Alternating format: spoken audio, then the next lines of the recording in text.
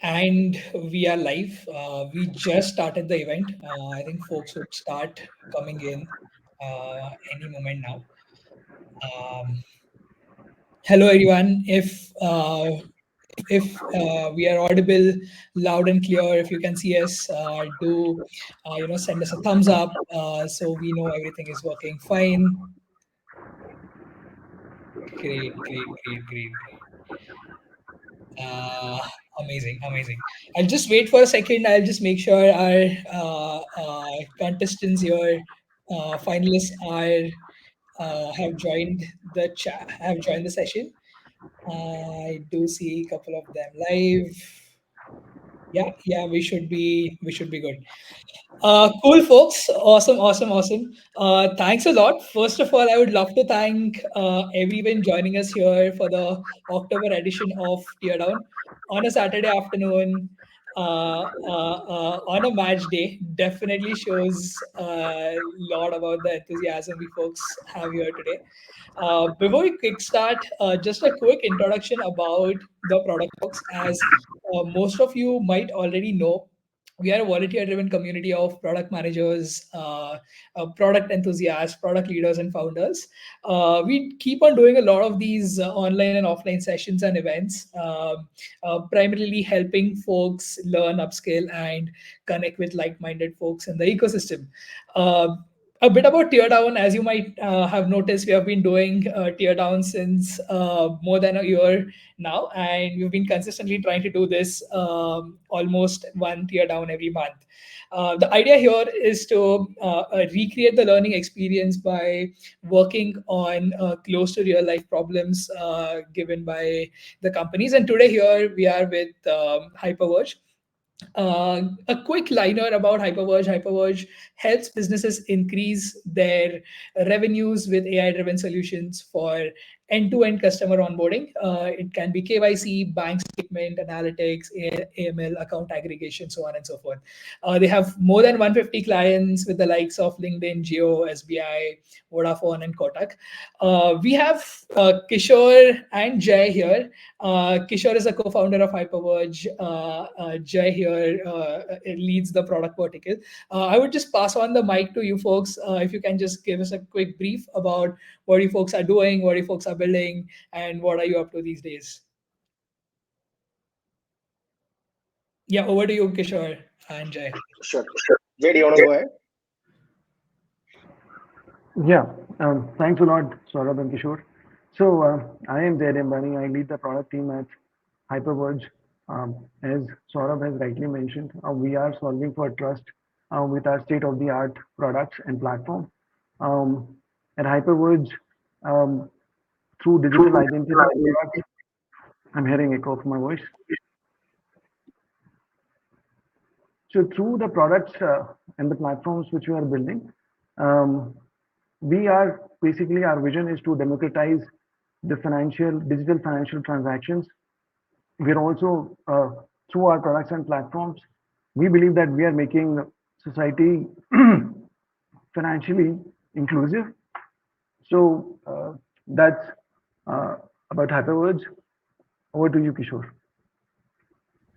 Hey, folks, excited to be here and looking forward to the interaction with the teams that are going to share their understanding of solving the problem, as well as the rest of the folks on the call. Hyperverge has been a long journey for us. I've known my co-founders from ninth standard. So it's literally that 16, 17 years that I know of them. And last 10 years that we are building, like with every other startup, we have had our fair share of pivots where none of the things that we are building, apart from technology patents that were coming out, none of those were working. So for the last 5 years, we picked up on this problem of solving for identity. Essentially, in a growing digital world, how do you ensure you could trust someone who says who they are with as limited friction as possible? And that's what we've been exploring for a while, and we've gone much deeper to solve for this problem across financial services, social media, and many interesting places. One interesting place where you would find us is on LinkedIn. If any of you have to get your blue tick done, you will go through a process built by Hyperverge. So you get to experience it firsthand. Would love to hear your feedback considering the community that we have on how you see that process. Looking forward to the rest of the day and the interactions. And for all the people who are missing the match, +1 on that for myself. To catch up on the recording and go through the highlights in a while. Guys, my throat is not up to the mark, so sorry about that in advance. No worries, Jay. Thanks for that introduction, Jay and Kishore.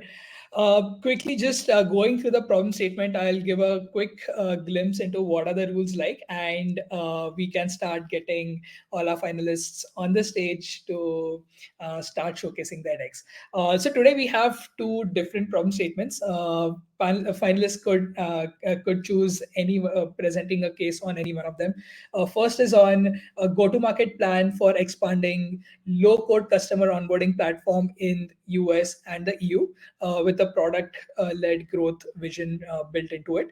And the second one is designing product partnership strategy for low-code customer onboarding platform, right? The way we are going to start this is there is a picker wheel. We will be randomly picking out the candidates to come on the stage, and everyone gets 8 minutes to present their decks.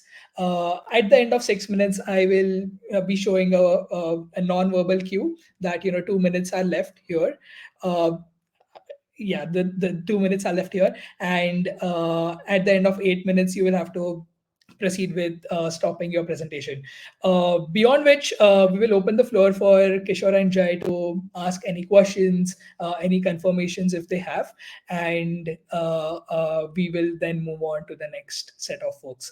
I hope everyone's all good with the rules. I think a lot of us have been part of the teardown, so everyone probably knows most about this. For folks who have been joining us live, there is a chat and a Q&A section, if you can see on the right side of the screen. And feel free to ask questions, feel free to ask or share your insights with the folks and the participants here. We would love to keep this interactive. With that, let me quickly share my screen to get the first participants on board. Yeah, everyone can see the picker wheel. I will hit spin.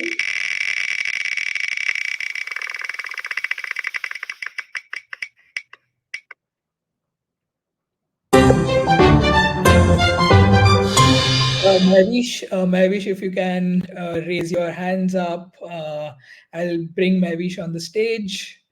I'll stop sharing my screen.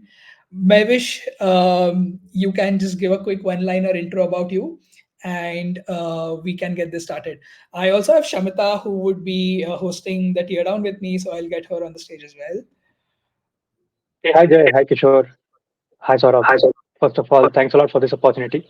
I'm Mavish. I currently work at Hindustan Times as a program manager in monetization and solutions, basically helping clients with building their GTMs through us for either our own products or custom solutions for them. So this is what I do. Uh, I'll quickly share my screen. Just a second. Sure. We are good to go. I'll just start the timer as soon as you start sharing your screen. Sure, just a second. Yeah.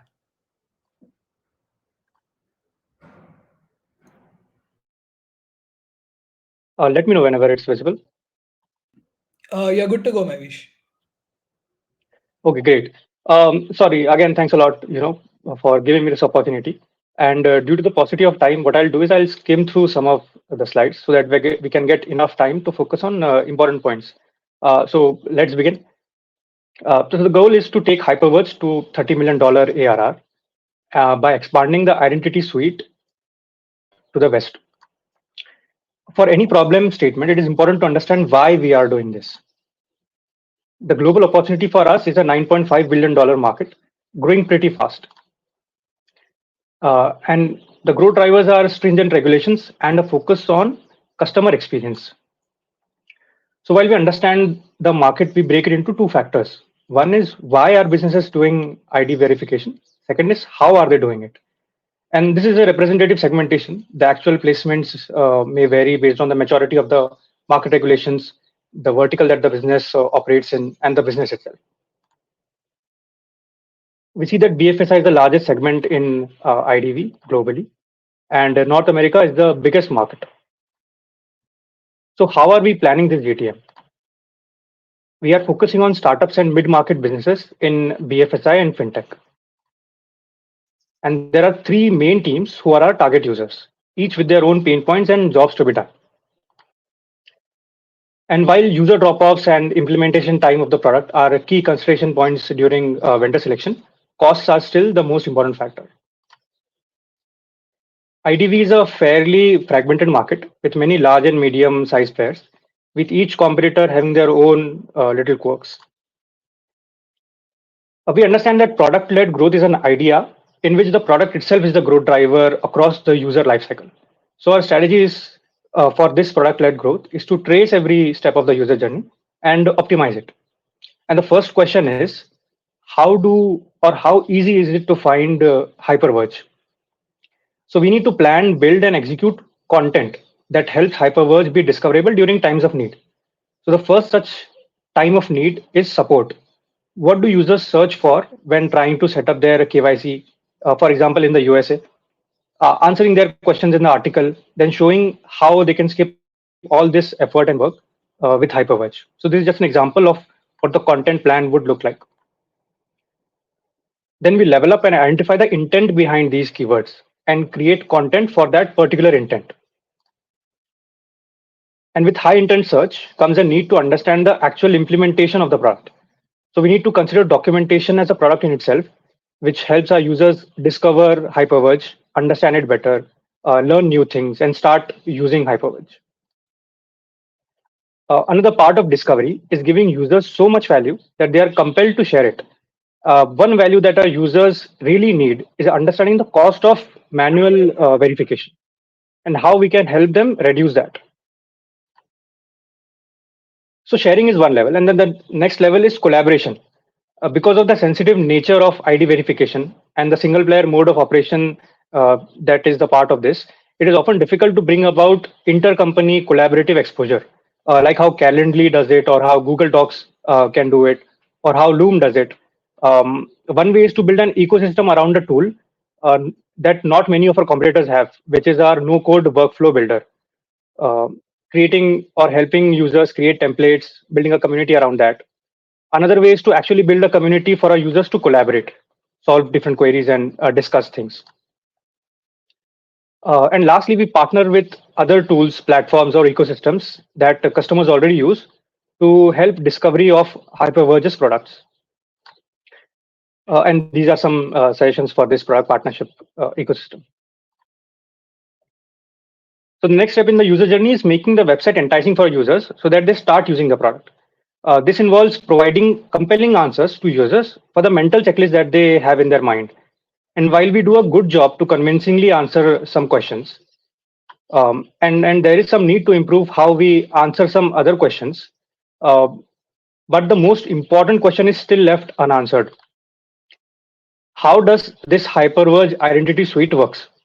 So as a potential client, I don't know what the actual user flow is, and I don't know how I can start using it. Although there are some initial glimpses and a sales call also answers these questions, the time to value is too high, potentially resulting in high drop-offs. We solve that based on how much effort we can put in and how much time we have before launch. So for example, we have either a simple GIF or a video, or we do a demo IDV flow, or we create a sandbox environment for users to understand how easy it is to implement. The third step in the user journey is helping users activate as quickly as possible. In the current user flow, users can try the product only after sales validation. And this means a lot of time goes into doing absolutely nothing, just waiting for the sales call after putting all your lead info, and then waiting for sales approval so that you can start your trial. In this time, the user can possibly explore other options, and it is very possible that they drop off. And we don't want that. And this waiting time also happens because sales-led onboarding is not scalable. So we try a two-pronged approach. One is self-serve onboarding, and second is sales-assisted onboarding. So what do? We modified the default user flow to self-serve onboarding. enabling the user to experience value as soon as possible and reach that aha moment quickly. The fourth step in the user journey is conversion. Is it sensible for them and easy for them to pay to use the product? So we address this for two types of clients based on how they are currently doing IDV. One, if they are moving from offline to online, we help them try the product for free. But if they're already using some real-time IDV and are exploring to switch, we get our foot in the door by offering to auto-verify those users who they would otherwise need to manually verify. Basically Mish, verifying, last 2 minutes left. sure, basically verifying users who have been rejected by another IDV platform. And this is possible because how accurate our product is.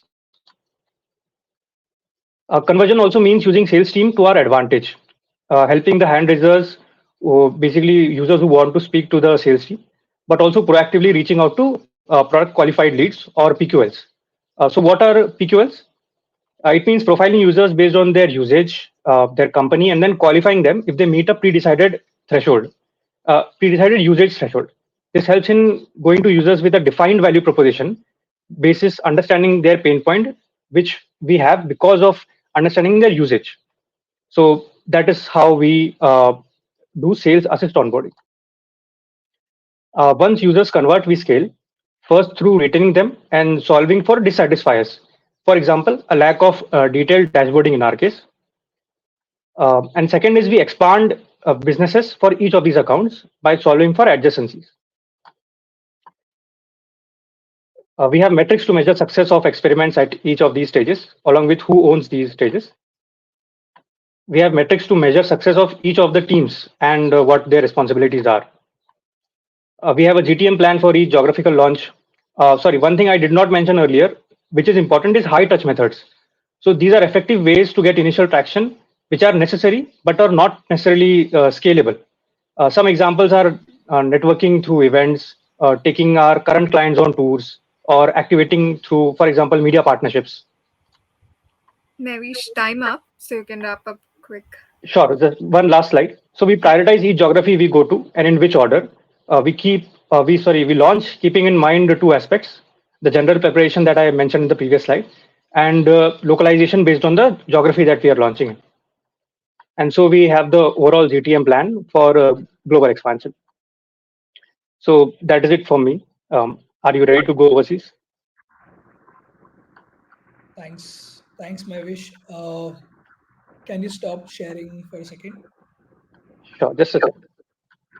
Yes. Over to you, Kishore, Jay. Any quick questions? Any clarifications? Good job, Mavish. Pretty detailed deck out there. No questions as of now. There are a couple of interesting points that were interesting to know, especially in the red ocean market when we are chasing stuff. The communication that you had highlighted were pretty interesting to know. That's all from my end. Jay, please, if you have any questions. Thanks a lot, Kishore. Thanks a lot, Mahesh. And very detailed presentation, and the amount of effort you have put in from a research perspective has come out in the deck. So thanks a lot. In one of the slides you talked about, I saw some of the feedback from Hyperverge customer. Did you actually go and did that primary research with our customers, if I may know? Sure. So first of all, thanks a lot, Jay. I did not do primary research. What I did was visited sites like G2, Capterra, other review-based sites, and understood what users liked in your platform versus our competitors on Fido, Socure, and so on, and then mapped it out in those particular slides. Great. The other thing, I also wanted to understand, right? So in your detailed plan which you have presented, what is the risk mitigation, right? If something goes wrong, and let's flip the question, what you believe could go wrong in the product-led approach?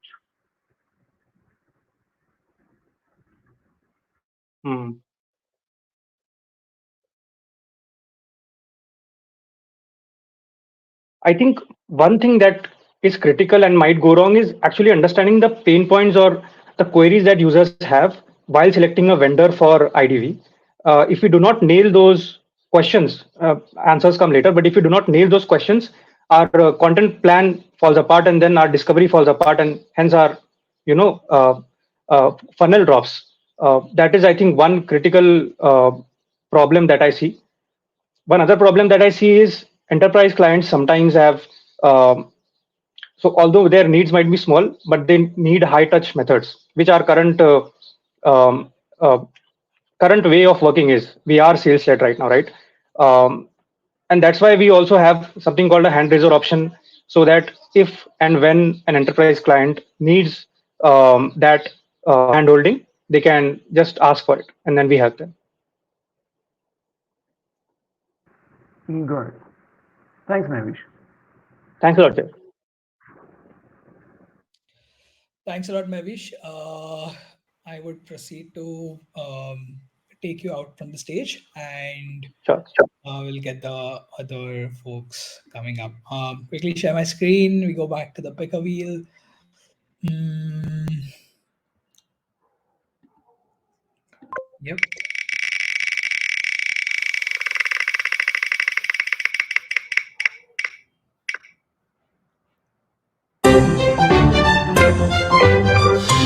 We have Jigyasa and Ria. If you can raise your hands, we'll get you here up on the stage. Ria is here. Uh, uh, is Jigyasa around? Yeah. All right. Jigyasa, I have invited you on the stage. If you can just accept the invitation. Meanwhile, probably I think Ria, you can introduce yourself. Yeah. Okay. So hi everyone. I'm Ria and I'm currently an MBA student at Bitsom, which is Bits Pilani's MBA school in Mumbai.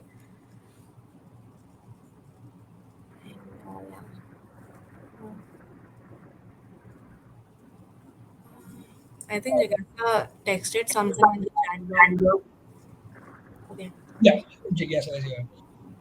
Jigyasa, if you can give us a quick short intro, and then we can proceed with the tech. Yeah. Hello everyone. Hello everyone, Product Folks team and Hyperverge team. Myself, Jigyasa this side. So I have nearly 3 years of experience working as an associate development consultant at SAP and a strong interest in product management. Cool, cool. Amazing. I'll start the timer once you started sharing your screen. Yeah.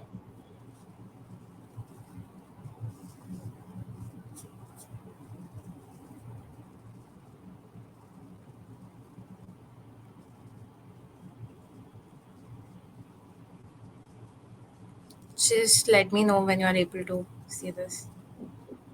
We can see this. Can Yeah. you go in the slideshow mode? Yeah. Great. Okay. So can I start? Yes, please. Okay. So, from the problem statement, what we understood was that Hyperverge is trying to expand in new markets, and through a product-led strategy. So, what we did was we started focusing on new customer acquisition, and that is in turn a product of increasing your conversion rate and decreasing the drop-off rate. Also, to in order to do so, what we thought of that reducing time to value generation would be great in terms of dealing with both of these. So through our market research, we figured out that US is a great market to enter right now because anyways it's the largest market, and the fraud rates has been increasing in US currently. For competitor analysis, what we did was that we picked two companies, that is Persona and Token of Trust, in terms of close positioning in terms of market presence and satisfaction level to Hyperverge, and one as a market leader, which is Onfido. Uh, on the basis of this, what we identified is that Hyperverge should, while entering, should focus on small size companies, as the Persona and Token of Trust, which are similar in terms of positioning, are focusing on these market. And if they go ahead and focus on mid market, they are competing with Onfido. And while entering a new market, it's better that you should start by the smaller segment itself. So the ideal customer profile we picked was a small fintech firm. Fintech, why? Is because they are the most tech savvy people, and finance is one particular sector that has more concern about the frauds that is happening. So the pain points that they have is basically to reduce the frauds, and also to decrease their drop off rates in terms of customer onboarding. And what they need is basically to increase their operational efficiency and get to the market as quickly as possible. So we did this entire mapping of the journey and came across with certain points that can be done. Afterwards, what we thought of to reduce the time to value generation was how can we let our buyers experience the product before even purchasing it. So few things that came across was visual comparison, try now, freemium offering, product webinars, and product videos. Also, because of the journey, we picked out few friction points and came up with ideas to how are we going to reduce the drop off rate by reducing those friction points. So two top ideas that came across, one was the AI assistant tool, which is basically a chatbot. Chatbot is something that people are very familiar with, and it is easy to basically go ahead and just text what you want. And the chatbot can actually give the best possible solution based on the targeted need of the customer that is actually going there. The second was a comparison video, which will showcase a video comparing the traditional method versus your method, highlighting the values that you are adding, so that it acts as a compelling thing for the users to actually go ahead and click on the try now button to experience your product. So yeah, we did a prioritization matrix based on these factors and came across that comparison video and try now option is the one we should go for first.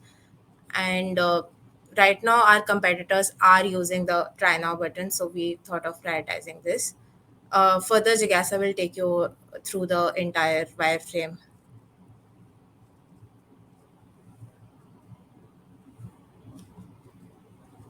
Hello. Hello. Yeah. Yeah. So after deeping diving into the problem, we came up with the wireframe. So how can we make the journey interactive for our buyers?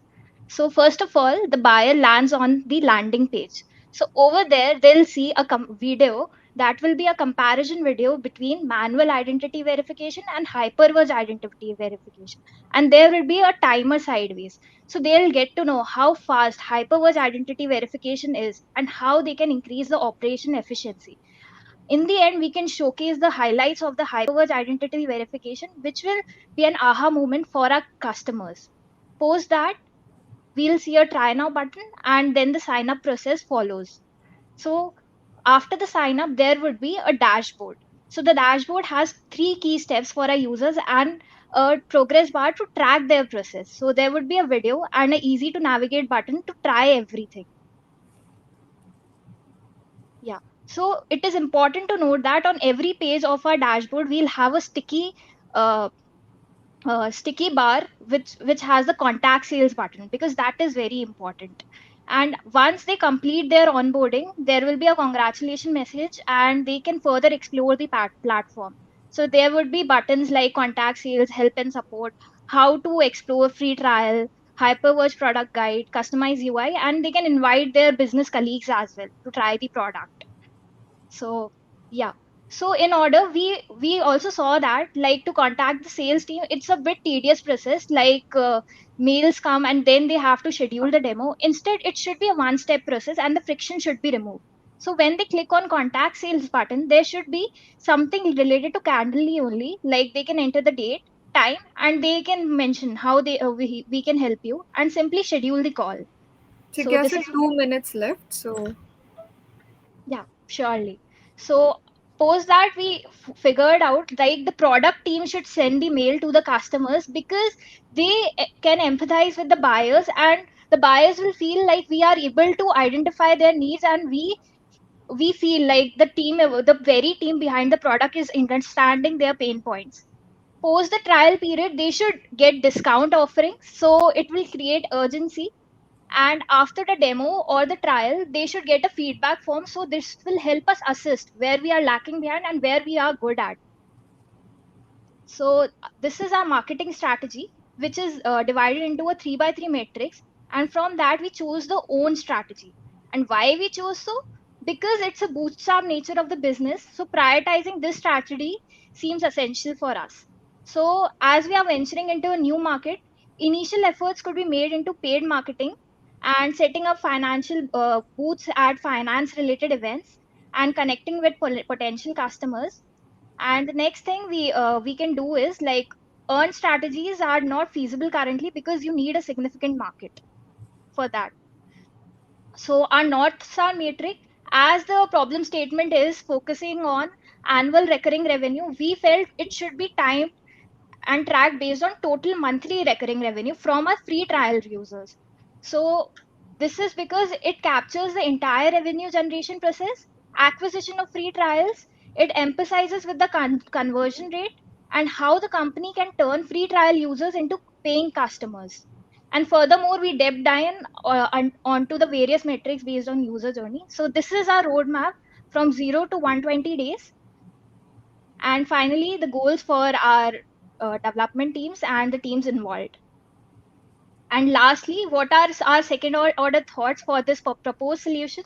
So we thought like, if Jigyasa, users, time up, so if you can wrap it up quick. yeah, this is our last slide only. So yeah. So what we thought was like, users can engage with the comparison video, but after that they will require a chatbot or something for easy navigation for the platform with the auto prompts and something. And later we thought like, scheduling is a good option, but there should be reschedule option, and the sales team should proactively contact the buyers when they schedule a demo. Let's say they cancel it due to something. So that is something should be taken care. Got it. Thanks a lot, Jigyasa and Ria. Over to you, Jay and Kishore. Hey folks, very good job putting together the deck. Lots of interesting details, specifically on the wireframe and changing the flow. I'm sure you would have filled up some forms where our sales team would have reached out to you. Looks like that's a research well done. Curious to understand, uh, who do you think could be the persona on the other side who needs to be convinced for the solution to be a product-led growth solution? You had picked up fintech firms. So who within those fintech firms do you think would be the right persona uh, to have to be convinced? Yeah, so what we feel is the ideal customer profile, like we mentioned, in fintech, it would be a small scale business because they are investing on something. So they want to try the solution first. So let's say they visit Hyperverge website and they don't have a try now option. Definitely they'll look for other website because this is something they are trying for the first time. So they want to have a look and feel how the solution looks like, not just a demo. And demo, it's a bit time consuming and a friction point as well. Let's say what if they miss the demo. So try now is something like, immediately they can see, wow, this is something we want to implement, because they are still in the awareness stage, like whether we should digitalize or not.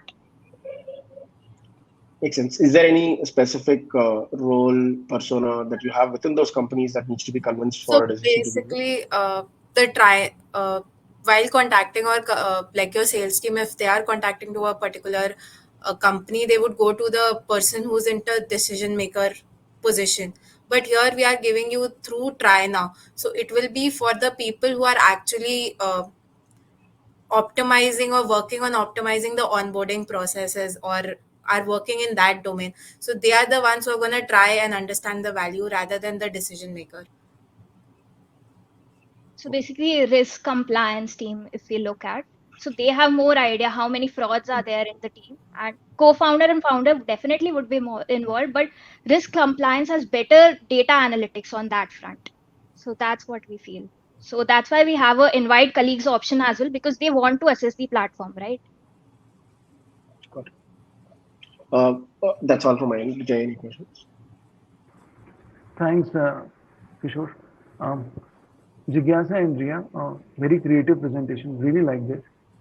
Some of the points, where you did the competition analysis, where you indicated that Onfido is also uh, addressing the mid market, and Hyperverge is also addressing the mid market. Why should not we go into mid market? Why SMB? What's your, like, why you are recommending us to go for SMB routes and not the mid market? So the thing was that when we compare, so it was like there were two companies which are in the similar position in the competitor map as Hyperverge, which was Persona and Token of Trust. They are going after, like, they are competing in the small market, and since we are entering the US market, it would be better if we target the similar positioning companies target audience itself. Otherwise, if we go on to target mid market, which is already captured by a market leader, which is Onfido, so we have more competition over there. Here we can actually are in the similar positioning as Persona and Token of Trust, so we can capture their market sooner than we can capture Onfido's market. Furthermore, I'd like to add, like, we are expanding into a new market, right? And there are other market leaders. So people would trust the solution that is the market leader, right? When it comes to bigger market segment, but smaller market segment, they are still exploring. So they'll try every possible thing and they come up with the best solution. But big companies, they don't think much and they don't have much of pricing constraint as well. They think like this is the trustable solution and they'll look forward for that. They won't take any risks or sort of that sort. So that's what we And felt. since we are going through a product led strategy, the small markets will be more willing to try on new products and actually assess them on that rather than the already established market, which will be more going on the trust they have built up with certain companies. Correct. The other question which I have is that there was one slide where you talked about paid, earned, and owned marketing. Can you pull up that slide just once and Yeah, sure. double down on that?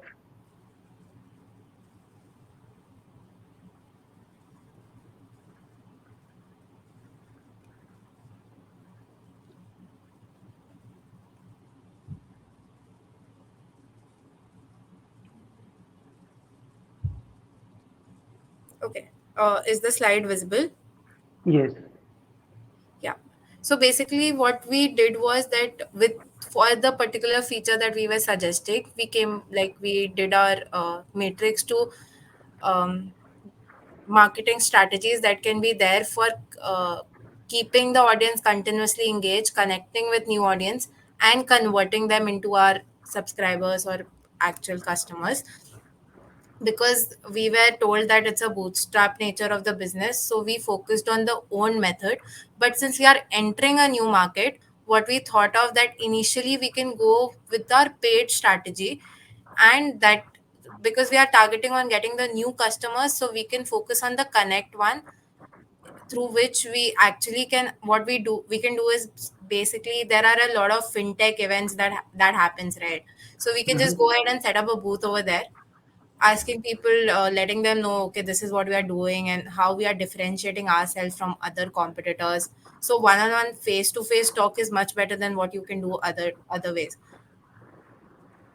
And rest all we focused on our own strategy, for which to connect with the new people we can host webinars, upload recordings of the same on YouTube channel, send a tailored email to all the people who were there on the webinar to actually try our new product. And then for the continuously engaged, we can integrate the try now button and video prominently on the landing page so that people are trying to click on it and actually go through. To convert, we can basically once they click, they try, they would want to actually learn more about it, so we can have blogs, and that would compel them to actually go ahead and pay for the product. And do you propose that these models, all of them should go concurrently or in a sequential manner? So since we are entering a new market, I would say first we need to go with the connect strategy to get to the new customers as soon as possible. But the Uh-huh. blog and things are like that which will go on simultaneously, because you'll be preparing it side by side before you connect with the customers. So we can focus on the connect and convert first, and then we can focus on how we are going to keep them continuously engaged. Got it. Thanks a lot, Sri. Thanks a lot. Thank you, Ria. Thank you, Jigyasa. Great. Thank you. Yeah, thank you, everybody.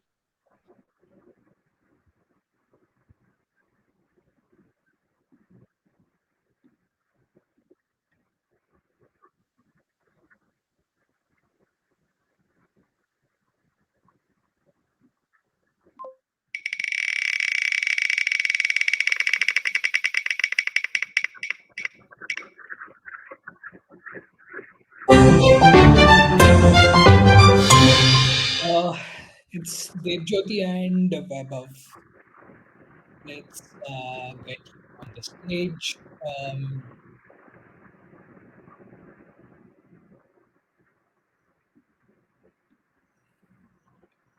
Devjyoti, can you raise your hands?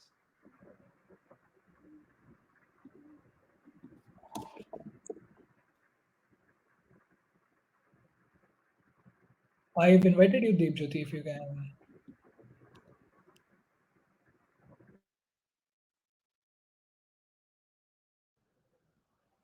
Sure, sure. Vaibhav.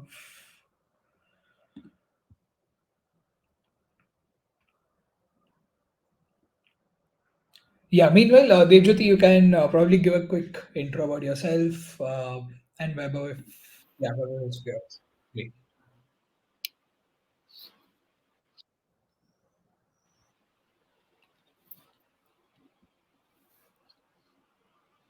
Devjyoti, can you unmute? Devjyoti and Vaibhav, if you are able to hear us.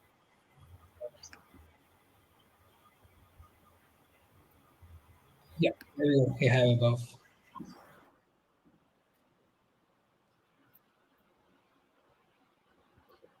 Vaibhav, can you hear us? Vaibhav, Devjyoti, I think there is some issue. Devjyoti, you are Can you already. remove her and join? Can you remove her and add again? Sorry. Meanwhile, Vaibhav, I think you can introduce yourself. Yeah.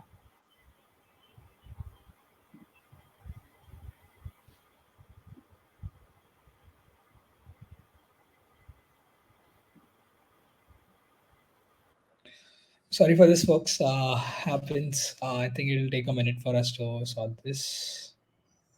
No worries. Hello, am I audible? Hi, Saurabh. Hi, Vaibhav. Yeah, you are audible. If you can turn on your video, that would be great. Oh, yeah, we can see you now. Yeah. Sorry for the No inconvenience, worries. No actually. worries. Hi, Jay. Hi, Kishore. Hey, Vaibhav. Yeah, myself, Vaibhav Shah. So I basically work as a marketing analyst at Open Financial Technology, and I have a more than 7+ of experience in digital marketing, and I have a very keen interest toward the product management also.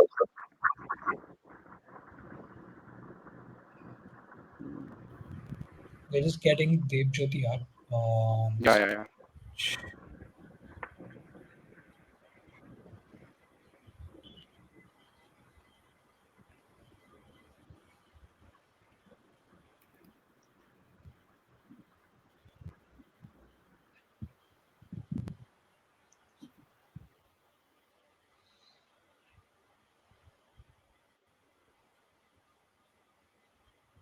Devjyoti, I think you are on the stage.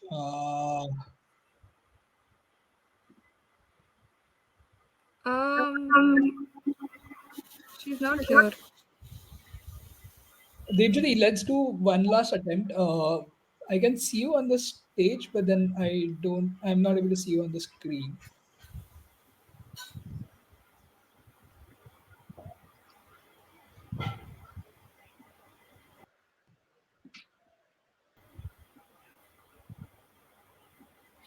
Debjyoti, if you can rejoin, or Yeah. if you, Okay, yeah, over here. She's here.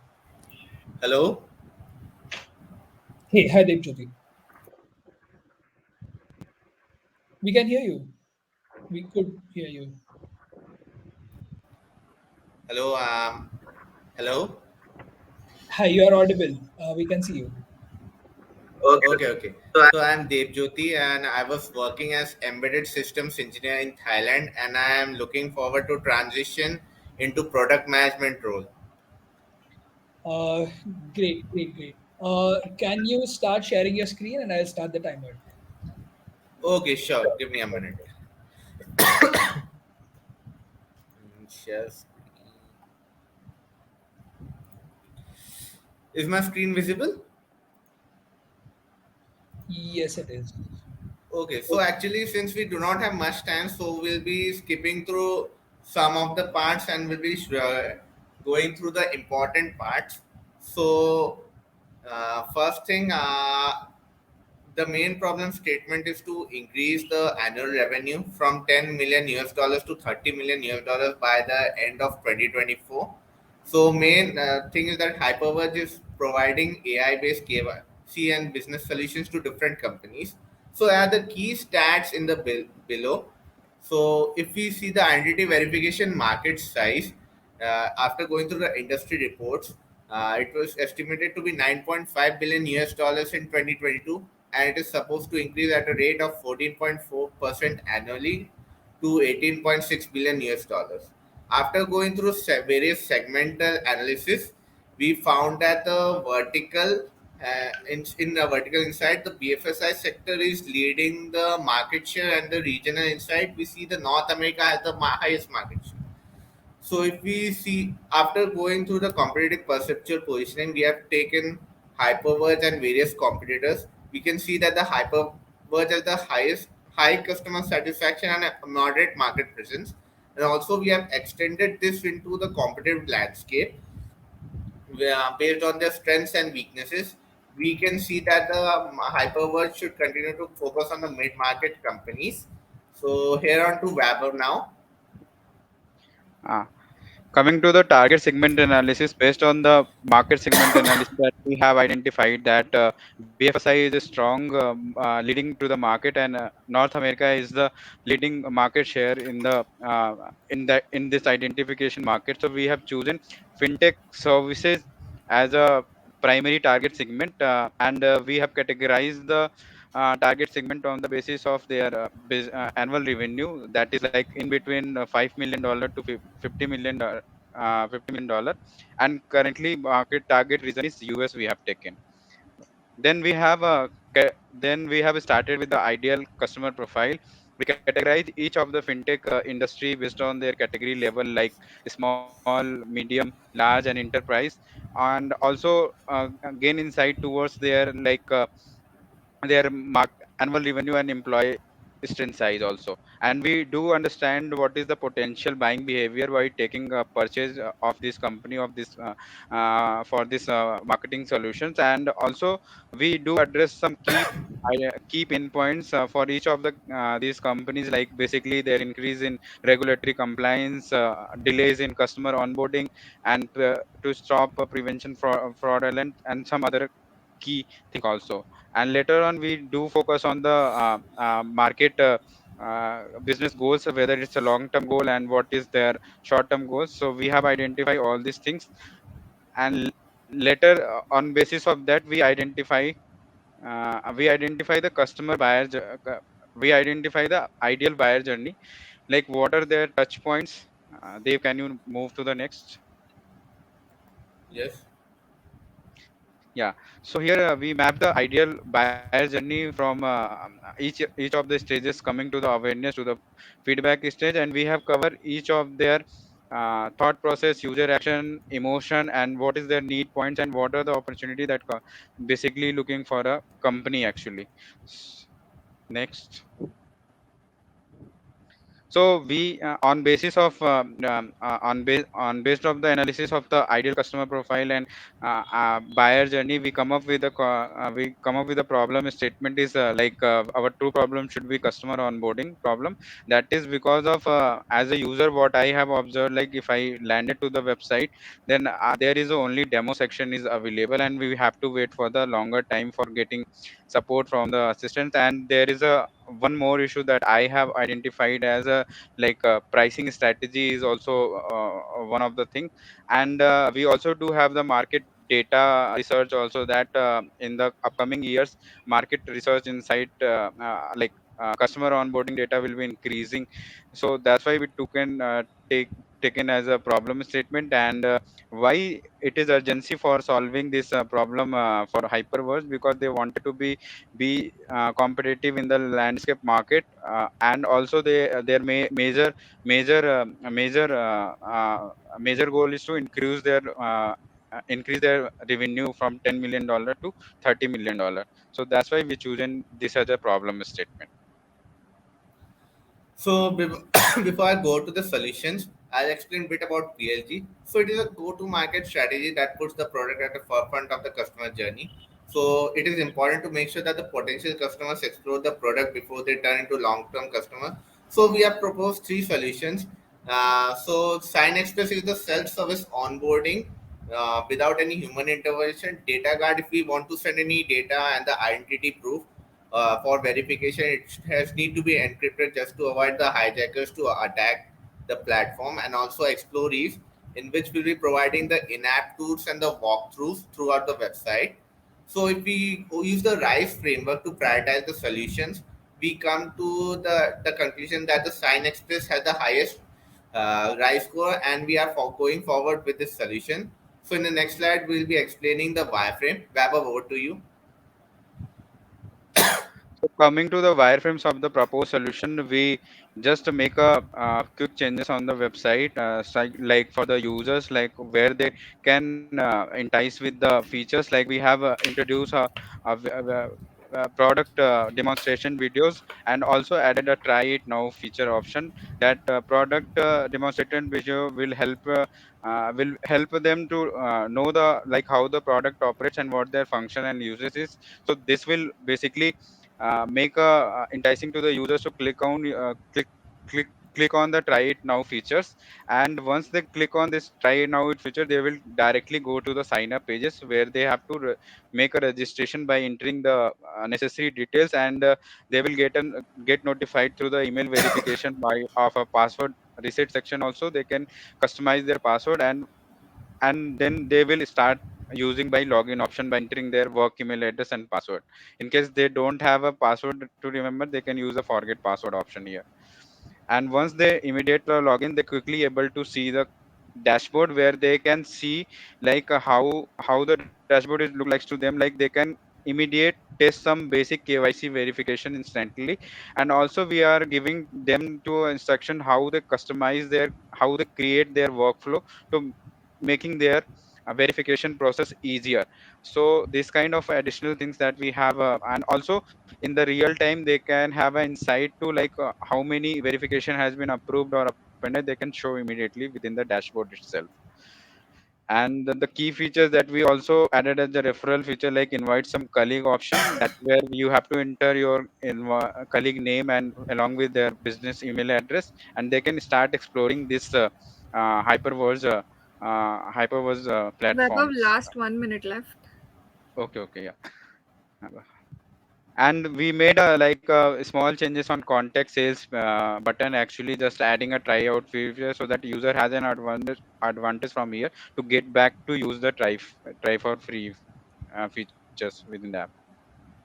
Okay. So here's the product roadmap where we are providing some steps to how to improve our product. So here are some different phases, and also based on 0 to 120 days plan, we have provided how we can make sure that we reach to a higher number of customers. And here's the GTM strategy. Wrap up, over to As you.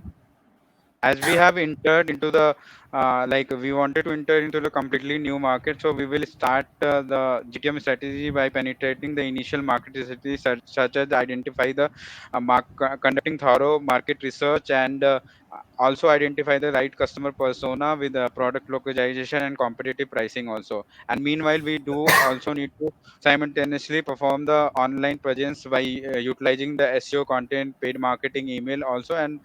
And we do need to collaborate with the other teams like sales, marketing teams, and product teams for gathering their insight to understand what is the that business needs in that particular region. So we have explained this all these things in the GTM strategy. Vaibhav, if you can wrap up soon. Yeah, and customer acquisition strategy involves it basically we have to aware the customer by and nurturing the leads and fulfill their desire and giving them a on free trial also for exploring the product, and customer supporter for long term success growth. Here are the key channels that generally SEO, content marketing, paid marketing, email marketing, and there are some funnel stages that we need to think of where is the awareness stage, consideration, and the decision making that we have, the different funnel stages for acquiring a customer. Okay, so here the team alignment and the goal setting, where we have provided goals and objectives for product design, development, testing, marketing, sales, and business team. We have considered team, and also here are the objectives for them as well for particular team, and here are the key metrics for the product success. And here the North Star metric will be the monthly generated revenue from free trial users. I mean, it will be the number of free trial users into the Absolutely. Can conversion you rate.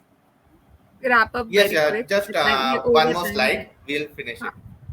And the average monthly fees paid for subscriber. And some pitfalls and mitigations are there. So there can be high drop-off rates, inadequate and limited engagement during the free trial. And also, if we think about the longer side, there will be the reduced operational cost, but there will be a high number of customer support needed, and some security risks might be there. So we are happy to take your questions. Feel free. Thank you. Thank you so much, Jyoti and Vaibhav. Jay and Kishore, any questions for them? Please go ahead, Jay. Um, in the product roadmap, Dave, you talked about the set of the multiple things, right? So I believe in the product, in the proposed solution, you talked about Sign Express, Data Guard. What are these solutions? Can you go back to that slide and explain it a bit more? Is it something that already exists in the Yeah, market, or you want us actually, to? in the data guard, we are saying that the identity, for identity verification, we need to No, no, make no. sure that the uh, the ID proof should also be encrypted, just to make sure if anyone hijacks, uh, and it will be not easy to trace. So how we'll decrypt it? Like for example, will be using, it will be between B2C and B2B. I mean business to business and business to customer. It will be asymmetric encryption and decryption manner. For example, if there's a two-way receiver and sender, the sender will be using the receiver's public key, and the receiver will decrypt it using his own private key, because the private key will not be available to everyone, but the public key will be available. Understood. Can you go back to the slide where you have mentioned these, Sorry, when you have mentioned these proposed solutions? Can you go back to that slide? Can you pull that up? give me a Can you minute. pull that slide? Is our Yeah, screen visible? it's loading. Okay. So Sign Express is a self-serve onboarding. Data guard encryption is something you're saying that we need to come up with this kind of offering, right? What is this Yes, explore in? it's for the in-app product tools and walkthroughs, just for easy use. So are you, so these products, are you saying that, we need to label our offering like by these names, right? They don't exist in the market. That's what you are proposing, that we should be having For the these Hyperverge. solutions. Yes. Okay, and you have named it on your own, right? They don't exist in the Yes, yes, market yes. as of today. Good stuff. Uh, the other thing I just wanted to, you talked about product roadmap. What are the additional use cases you can think of, right? Because if you, when we are looking at the presentation, You're talking about that there are already existing players in the market. What are the additional use cases you can think of which can be included with the identity platform? Can you repeat? Actually, your voice is a bit low. Can you hear me now? Sorry Yes, about yes, it's that. better now. Okay. So I am saying that what are the additional use cases in addition to the core identity verification you can think of? Additional, what do you mean here actually? Additional use cases, adjacent use cases. What are the other areas which can be tackled through identity platform which you are recommending? Okay, other use cases other than identity, right? Yeah, using identity as a base. Yes, I think identity as a base here in this case. But for other than identity, if we look into that, I cannot recall it clearly. Okay, that's all from my end. Kishore, any questions Yeah, from your side? folks, a good job with defining ICP. I'd be curious to understand what sort of research went into identifying, say, the buying process and the long-term and short-term goals of your respective Yeah. stakeholders that you have picked in those companies. How much of it was primary, secondary, and so on. And I also have some things that I wanted to understand there, but if you could just first help understand these two parts. Generally, I am working into the fintech space actually. So there is a lot of challenges we actually facing while customer onboarding. So just I just addresses those journey, like what is the complete process when we are hiring any digital identity verification solution platform for our business, because we wanted to deliver a smoother customer onboarding process. So that is the thing that we initiate this kind of a scenario from the market inside. We have to identify our what exactly our need. Then we will look over the research and consideration stage, and then we also compare with the different kind of a solution, what kind of a solution we are basically keen to choose for. So this kind of a comparison we have identified with the different solution market and come up with this solution. Like this can be potential, because these are the stages where users are taking a decision for becoming a purchasing decision. Right. So you have mentioned in the business goals of the companies that are making these decisions in ICP, enhanced security as one of those things. How is that an important short-term objective for some of these companies? It's depend upon the what is their stage actually valid. They are in the early stage or they are in the medium stage. So on the basis of that, they have their long term goals. Even long term goals is basically the customer retention for everyone is that they don't want to lose their customer. But on the basis of categorization that we have made within the segmentation and the like ideal customer profile, we have chosen some of the long term and short term goals after the and also we come up with a different market insight report also. Got it. Last question on this. What was the source of data apart from your own experience of working in fintech that helped you put this together? We We found also industry reports. Mhm. Go ahead. We found industry reports and also used G2, Capterra to make For the the ICP competitive landscape. specifically? For For the For ICP ICP ICP, specifically? also we read some articles from the Jumio is offering some market insight data is also there. So that's we taken as a reference for identifying the ideal customer profile that we requested to them actually. Okay. Thank you. Thank you, folks. Thanks a lot, Raghav, Jyoti. Let's move on. Sort of, can we take a 2 minute break, please? Yeah. Let's take a 2 minute break. Uh, Thanks. cool. Anyone who's attending, you have any questions? We can probably get some of the folks on stage. If you have any questions, we can get some of our finalists on stage to understand how did they go about working on their decks. What do you think, Shamata? Yeah, definitely we can do that. If anybody wants to share. We have, I think, two more presentations left. I think you can invite them to stage, Saurabh. Cool.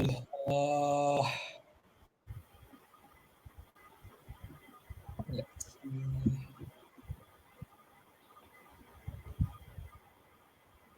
Just give me a minute.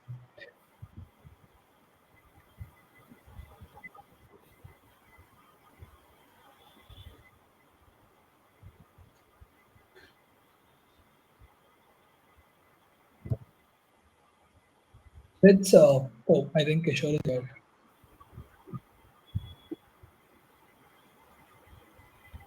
Kishore, do you want to start, or we still have a minute or so? We can start. I'll just wait for Jay. Sure. Let me just Yeah. then We can get Saurabh, you them on can be stage the and next participant. Yeah. let's get the next Yeah. participant.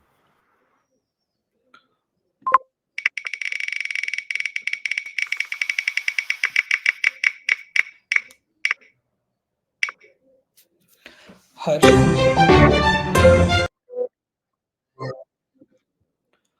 Harsh, can you raise your hand? And let me get you on the stage. Yeah, I sent you an invite, Harsh.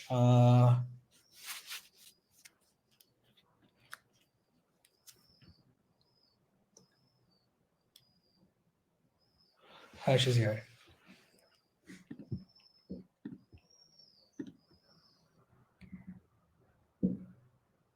Hey, hi, Harsh. I hope you are audible. Yes. Am I audible to you? You are audible. Do you want to turn on your video, or you're Sure. good? Good. Harsh, just give us a one quick line of what you do, a quick introduction, and then we can probably start. Sure. Firstly, very good afternoon, distinguished members of Hyperverge team, Product Folks team, and esteemed peers. So, I am Harsh Srivastava, product manager with a 1+ years of experience, currently working in a digital product, and it's a digital solution for the convenience of merchants. Basically, the banking related needs that they might have, be be it loans, QR collection, UPI payments, things like that. And yeah, I'll be walking you through my plan, my strategy, that it will be go to market strategy for expanding to the global market, particularly US and European markets, to expand to the desired ARR. That is it. Got it. Harsh, please proceed. Share your screen. We can start the timer. Sure.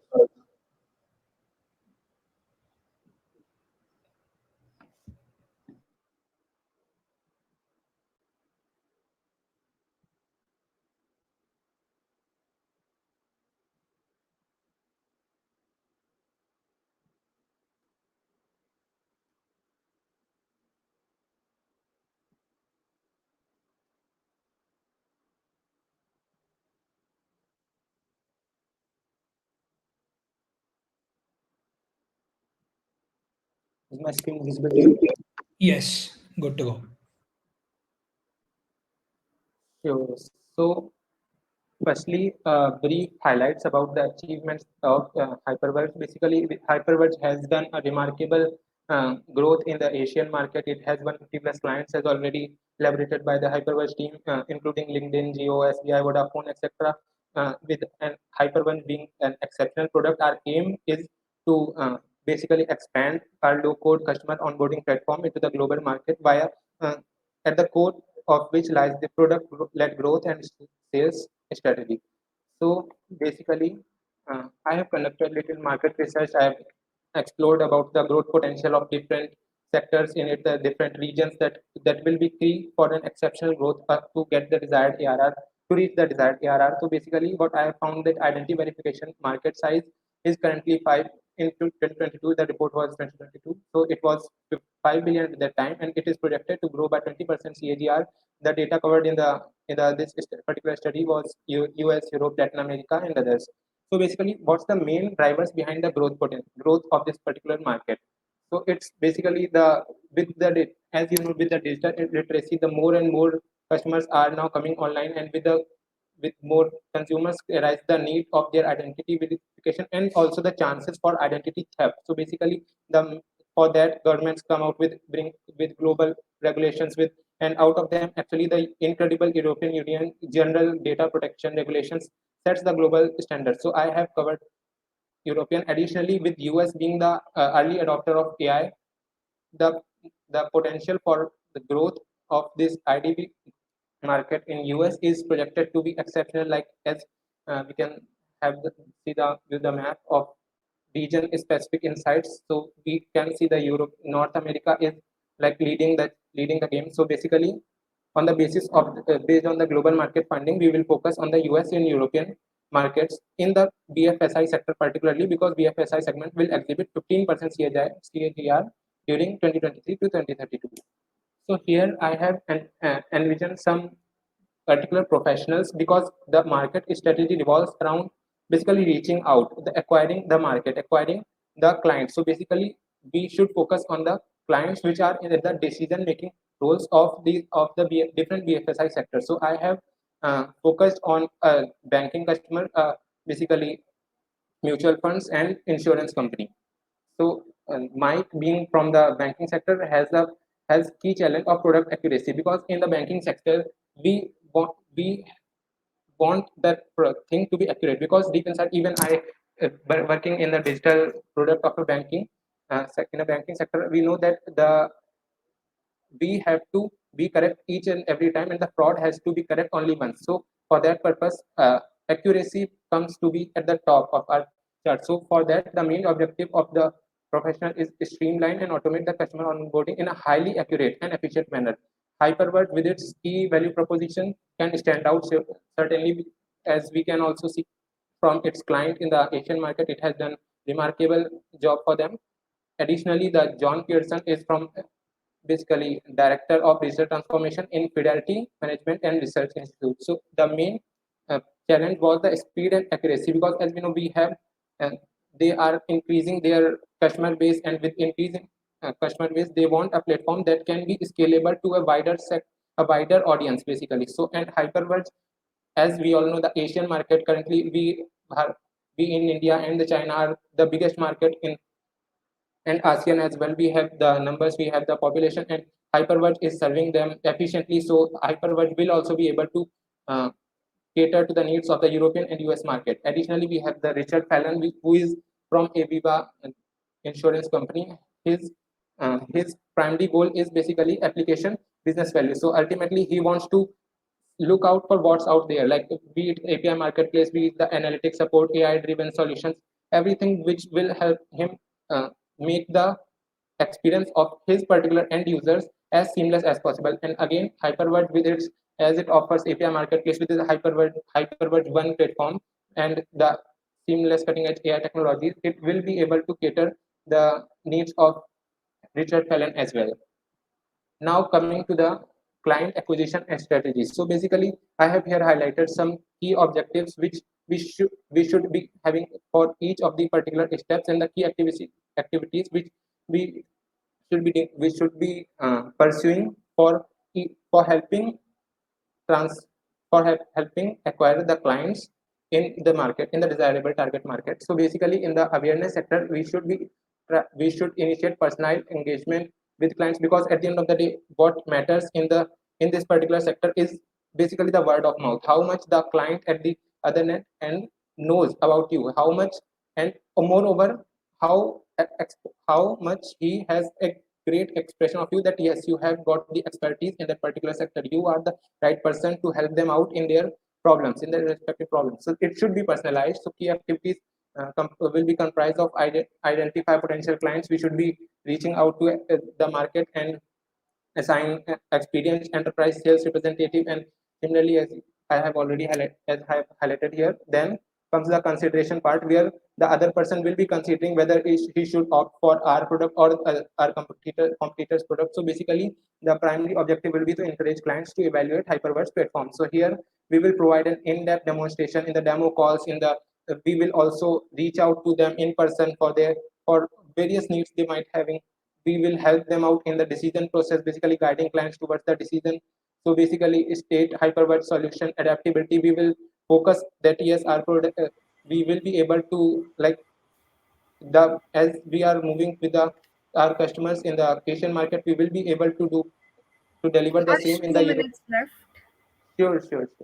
So basically, now come after that will be the pricing part. So pricing as I've already researched, the hyperverse or provides a very flexible pricing of officer based on the budgets the client needs. So it will be also be an advantage for from our side. After, we should also be developing after support because it will be the driver for other acquiring other clients basically from the word of mouth.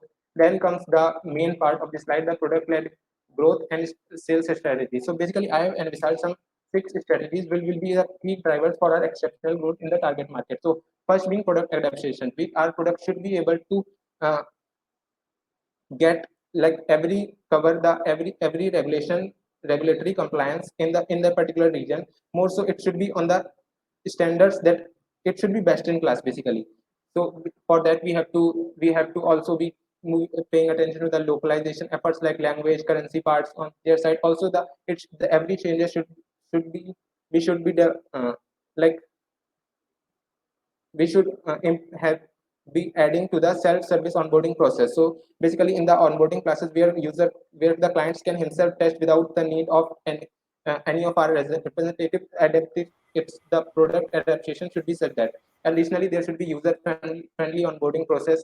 It will involve the guiding in-app guides at each step for the end user to basically seamless their experience and the data driven insights. And the model should be like pricing a premium model where we will be providing some limited functionalities Harsh, and we time will be up. So if you can wrap up soon. sure, I'll try. So basically here I have also covered the efforts versus impact chart. Additionally, we have thought leadership where we will mention that yes, we have the expertise through various events and content creation. And after that, it's one of the most important is strategic partnership. So we will uh, make avail the existing clients to enter the foreign clients as well. Basically, even LinkedIn for we are catering to the Asian market. It will also help end users in the European and US market. We can also target them, and or additionally we will make use of local collaborations. For local collaboration maybe some like law firms which will help out in framing our journey depending on the regulatory compliance of that particular region specific. Additionally, we can have sales enablement and Harsh, inbound time up. marketing. Okay. Sure. And this is basically the just I just a second 10 seconds more, just I can cover at least. Quick, So it's quick. basically the road. Yeah, Yeah. sure. It's basically the roadmap, the first 120-day strategies, but we can cover I have highlighted all the goals and key activities that we need to perform at each uh, and every time segment. So to best execute the process, because ultimately it's the execution that will matter in this fast growing market. And then it's the goals for for product team, engineering team, marketing team, and sales team with their particular goals and KPIs for each to track their success rate. Also, additionally, I've covered the business objective, which is ARR to 30 million, and business metrics should be likewise revenue. Similarly, the product objective will be expanding to hyperverse. So client satisfaction will be end user satisfaction, and the growth metric should be increase in market share in the US and European markets. The top here are some top players, the competitors with their key strength of each, and here are some key compliance which we need to pay attention. So that I'm confident that by this availing this, we would be able to reach our goal of 30 million. Thank you so much. And if you have any queries, I would be more than happy to answer. Thank you, Harsh. Yeah, Jay, Kishore, any questions?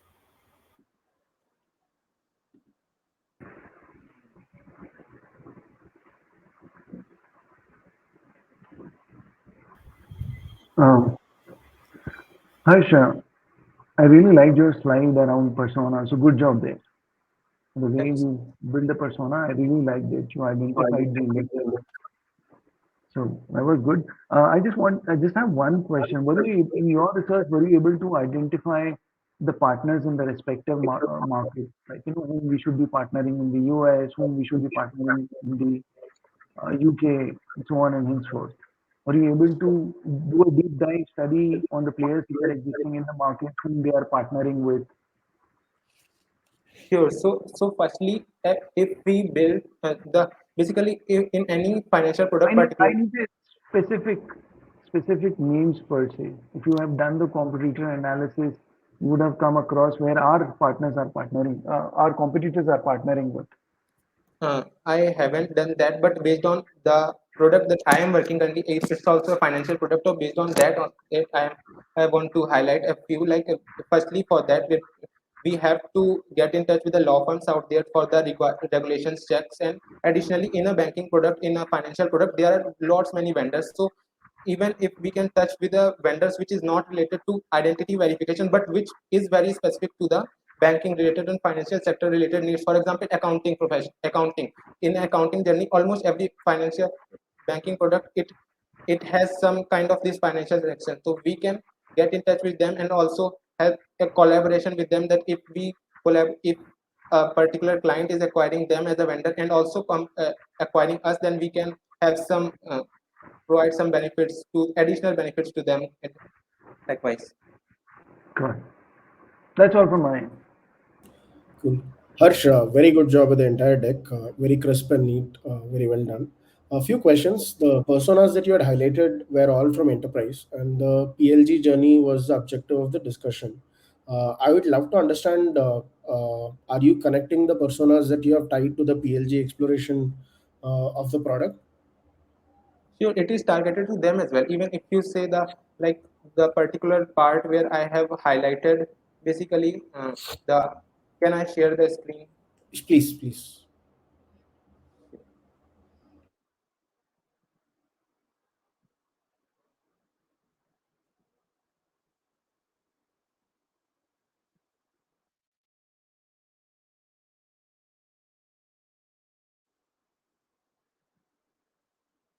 Yeah, so if we like focus on these particular product strategies, particularly let's say the leadership program, it is targeted to the professionals, the professionals at the decision making role of these organizations, of these financial enterprise only, right? So like, because at the end of the day, it's them who will consider, who will take ultimate decision for the.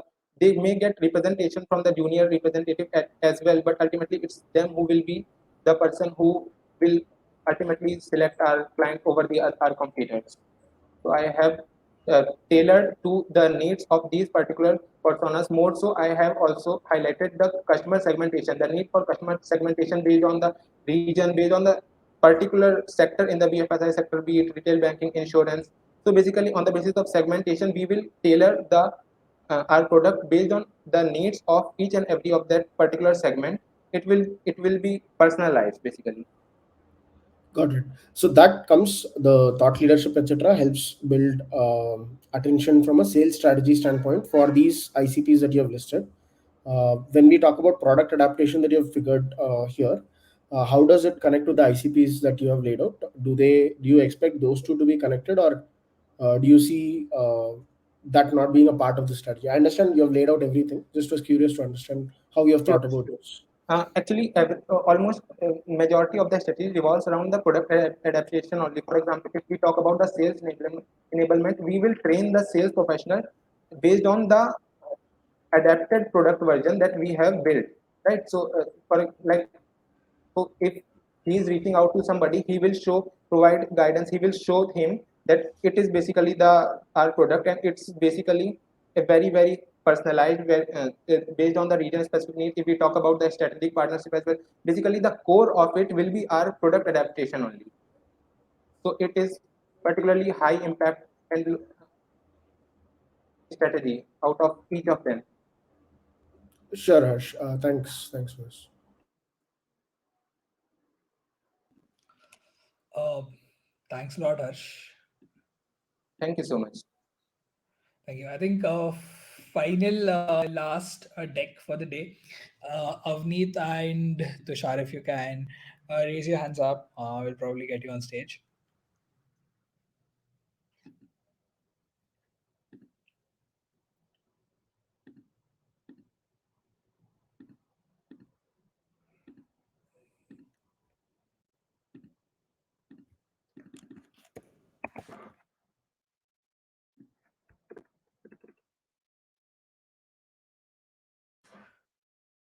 Tushar, Avneet.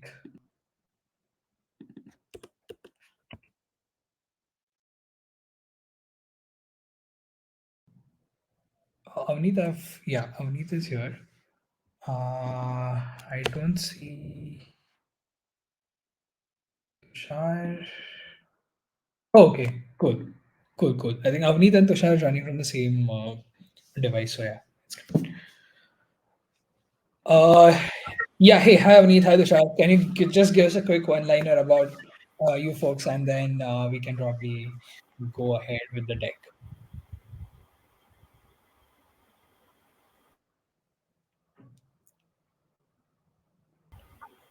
We're not able to hear you. You folks are on mute. If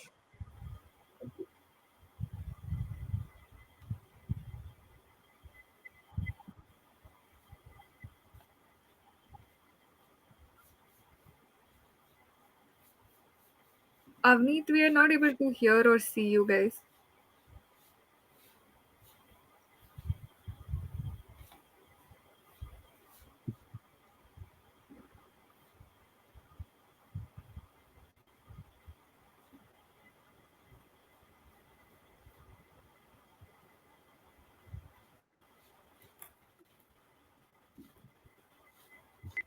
Avneet, you will have an icon for enabling your video under the screen. Same with the mic.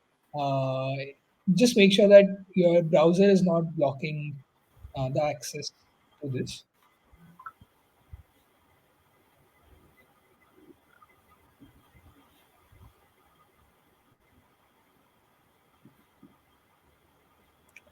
Just give us a few minutes here, folks.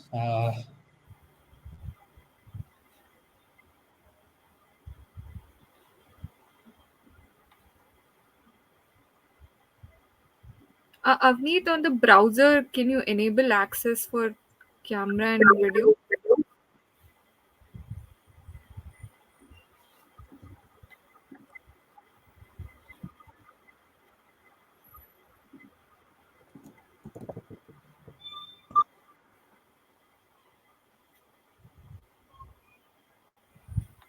Sure, yeah, we'll just for them to rejoin.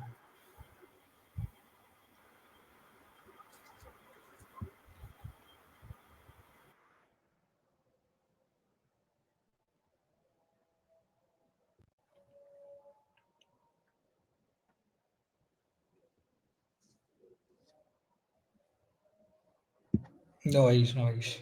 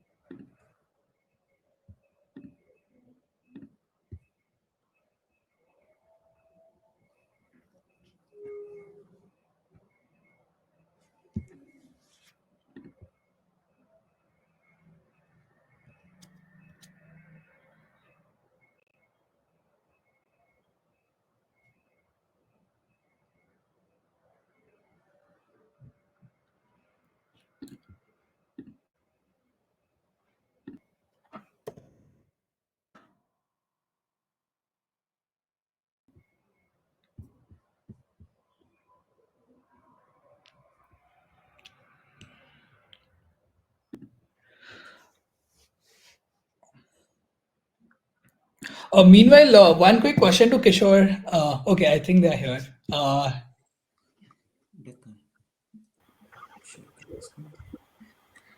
Can you hear us? Yes, we can hear you. We can hear you.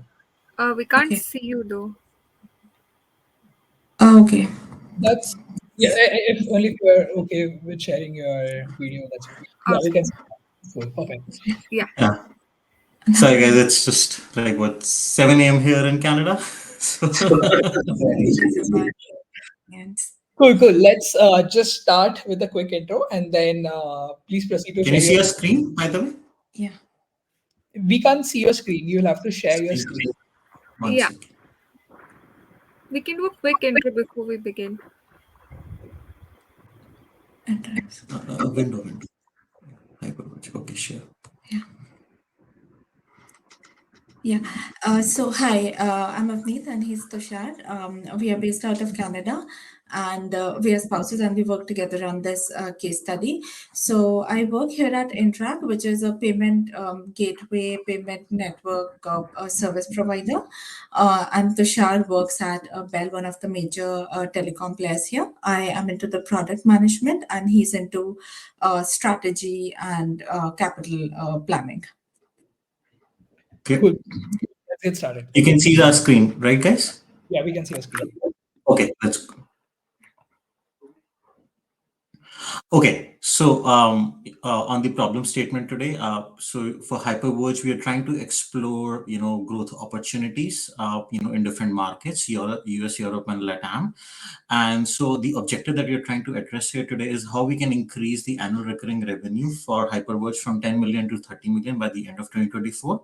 Some of the assumptions that we have made, in this deck here are, we are focusing on cloud-based only solution. We'll be targeting SMEs in the BFSI size sector. And when it comes to product partnership, we'll have to shortlist potential partners right before we enter into the market. I'm going to skip this slide in the interest of time, as some of the folks have also talked about it, what Hyperverge is. So I'm going to go directly to the go-to-market approach. So in the go-to-market approach, so our approach has been, identified in 3 phases: discovery, development, and deployment. So what essentially we are doing in the discovery phase is we have assessed the market, we have evaluated the competition, and then we have also looked at what are some of the internal capabilities as Hyperverge would need to probably prioritize in order to be successful in this market. From a development standpoint, we have looked at product strategy, sales strategy, marketing strategy. And then from a deployment standpoint, we have developed 30, 60, 90, 120-day plan, and also looked at, what would be our pilot launch look like. And from pilot, what criteria we need to evaluate to make it to a successful commercial launch. So I'll have to walk us through each phase now. Yeah, so first moving on to the market assessment.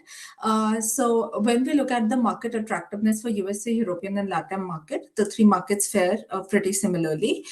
In terms of government and regulations and the key trends, we see a couple of differences. A few characteristics of the markets are, for example, for USA, they're really embracing the decentralized solutions based on the blockchain technology, and mergers and partnerships. That's a very commonly occurring phenomenon over here. In terms of the European market, on the other hand, we are looking more at the cross-industry collaborations and the partnership, and it's the digital identity wallets that are really picking up. As far as the LATAM is concerned, it is very, very different. There's a very strong government intervention. Mostly the initiatives which leverage identity verification are very, very government driven, and public-private partnerships is one of the key trends as far as the LATAM market is concerned. So, of course, this is going to influence our decision on the product launch in the markets. Further, we have carried out the market assessment, and we have looked at a couple of metrics such as the revenue, the volume, the average revenue per verification. We have looked at the market size by solution type, deployment, and all of that.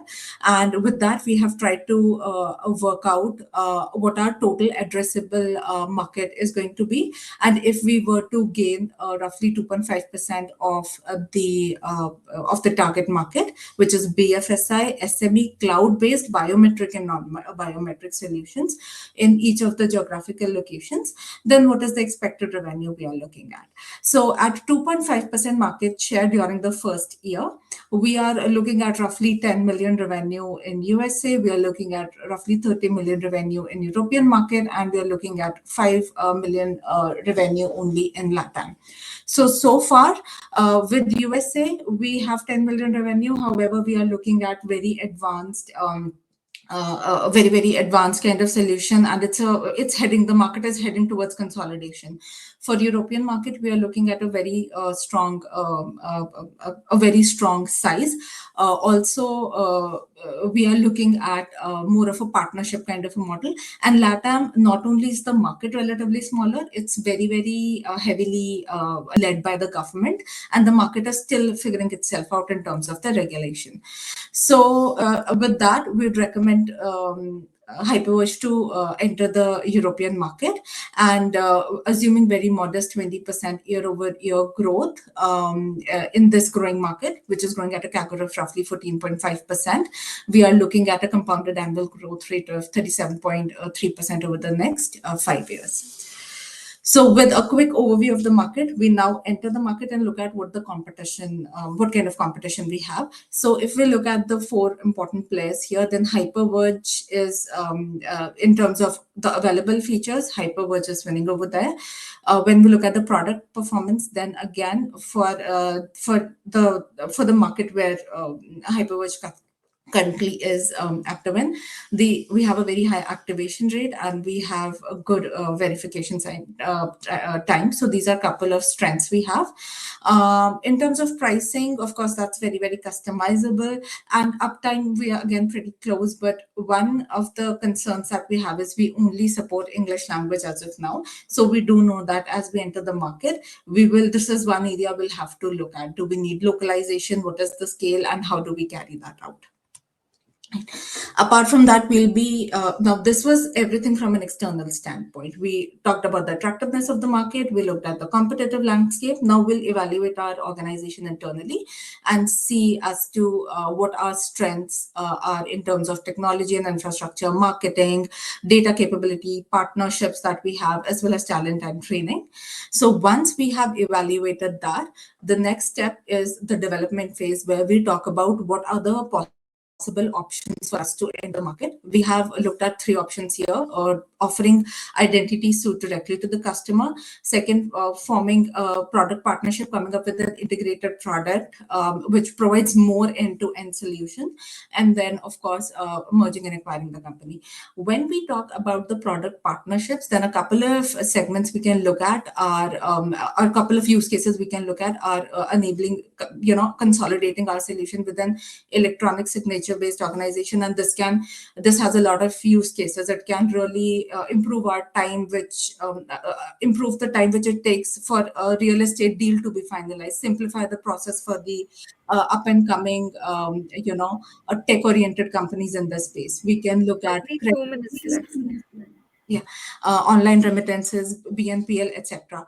So since merger and acquisition is very, very cost intensive, we'd recommend D2C as well as the product partnerships route. With that in mind, for our D2C offering, we'll be talking about the product strategy. So here we are going to evaluate 3 dimensions, which are technical capabilities, what our user experience and the interface looks like, along with the product functionality and the features. Of course, we'll be highlighting sandbox environment, orchestration abilities that we have, as well as the no-code plus or low-code seamless integration. The second aspect will be business strategy. We'll be covering 2 different dimensions. First will be pricing and the monetization. We'd recommend the free trial over freemium in order to provide that aha moment to the customer and provide them, drive their willingness to pay, as well as meet our revenue objectives. With the freemium, the main concern we are going to have is what to offer for free and what to charge the customer for.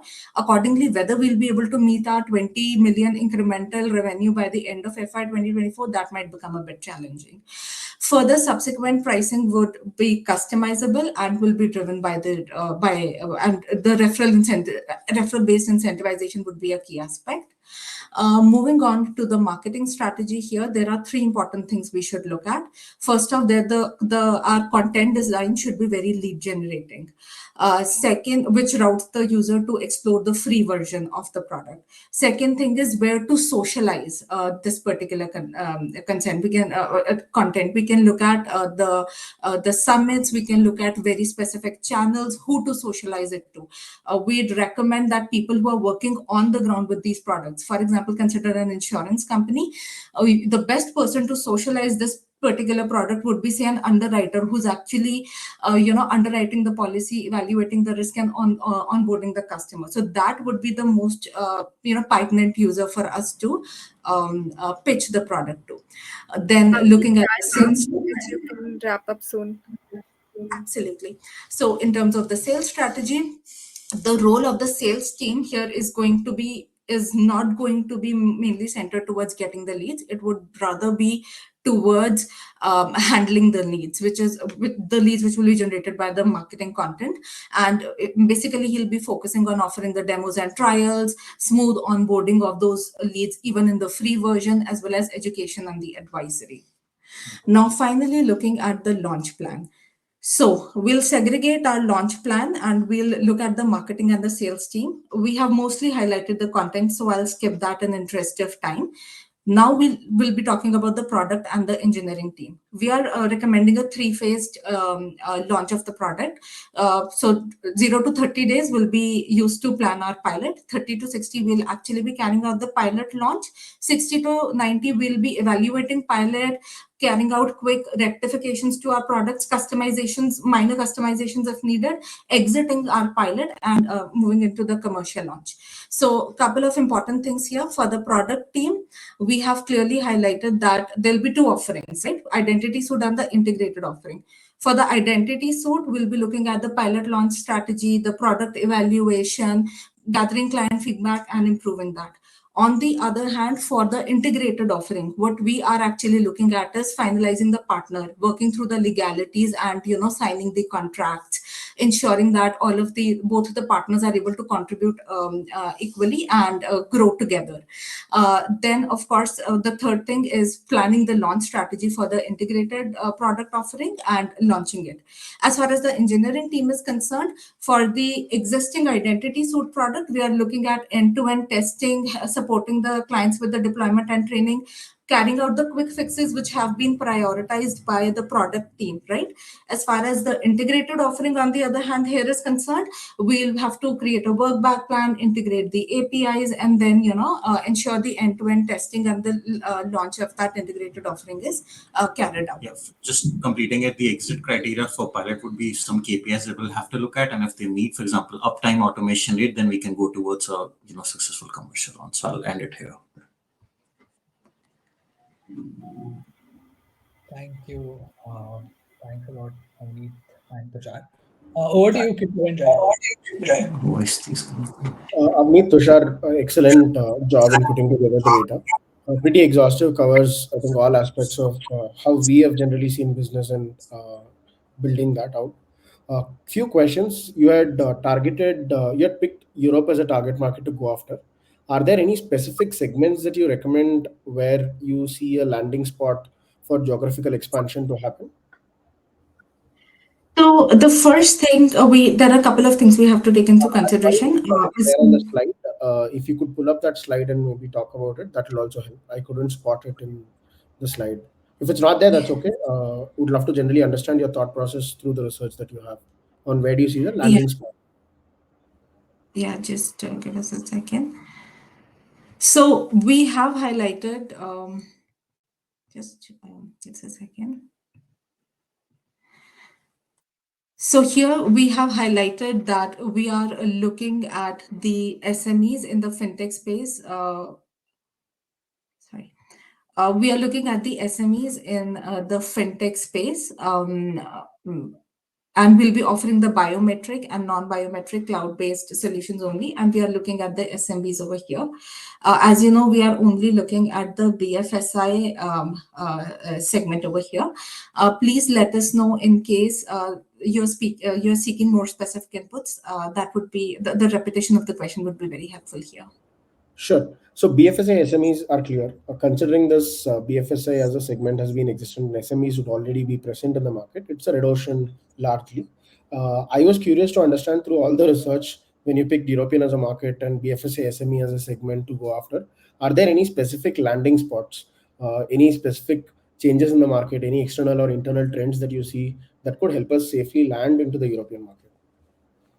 So, couple of things apart from these segments that we have highlighted. As we told you, one of the key constraints we are facing is that we are only offering English language. So, in case there are any specific linguistic constraints within the European market, of course, that will automatically be ruled out for a little bit while we figure out what is the next language we should adopt, which of course will do basis the prevalence of the language and the business case around that. What's the cost for us to provide that additional language and what the benefit is going to be.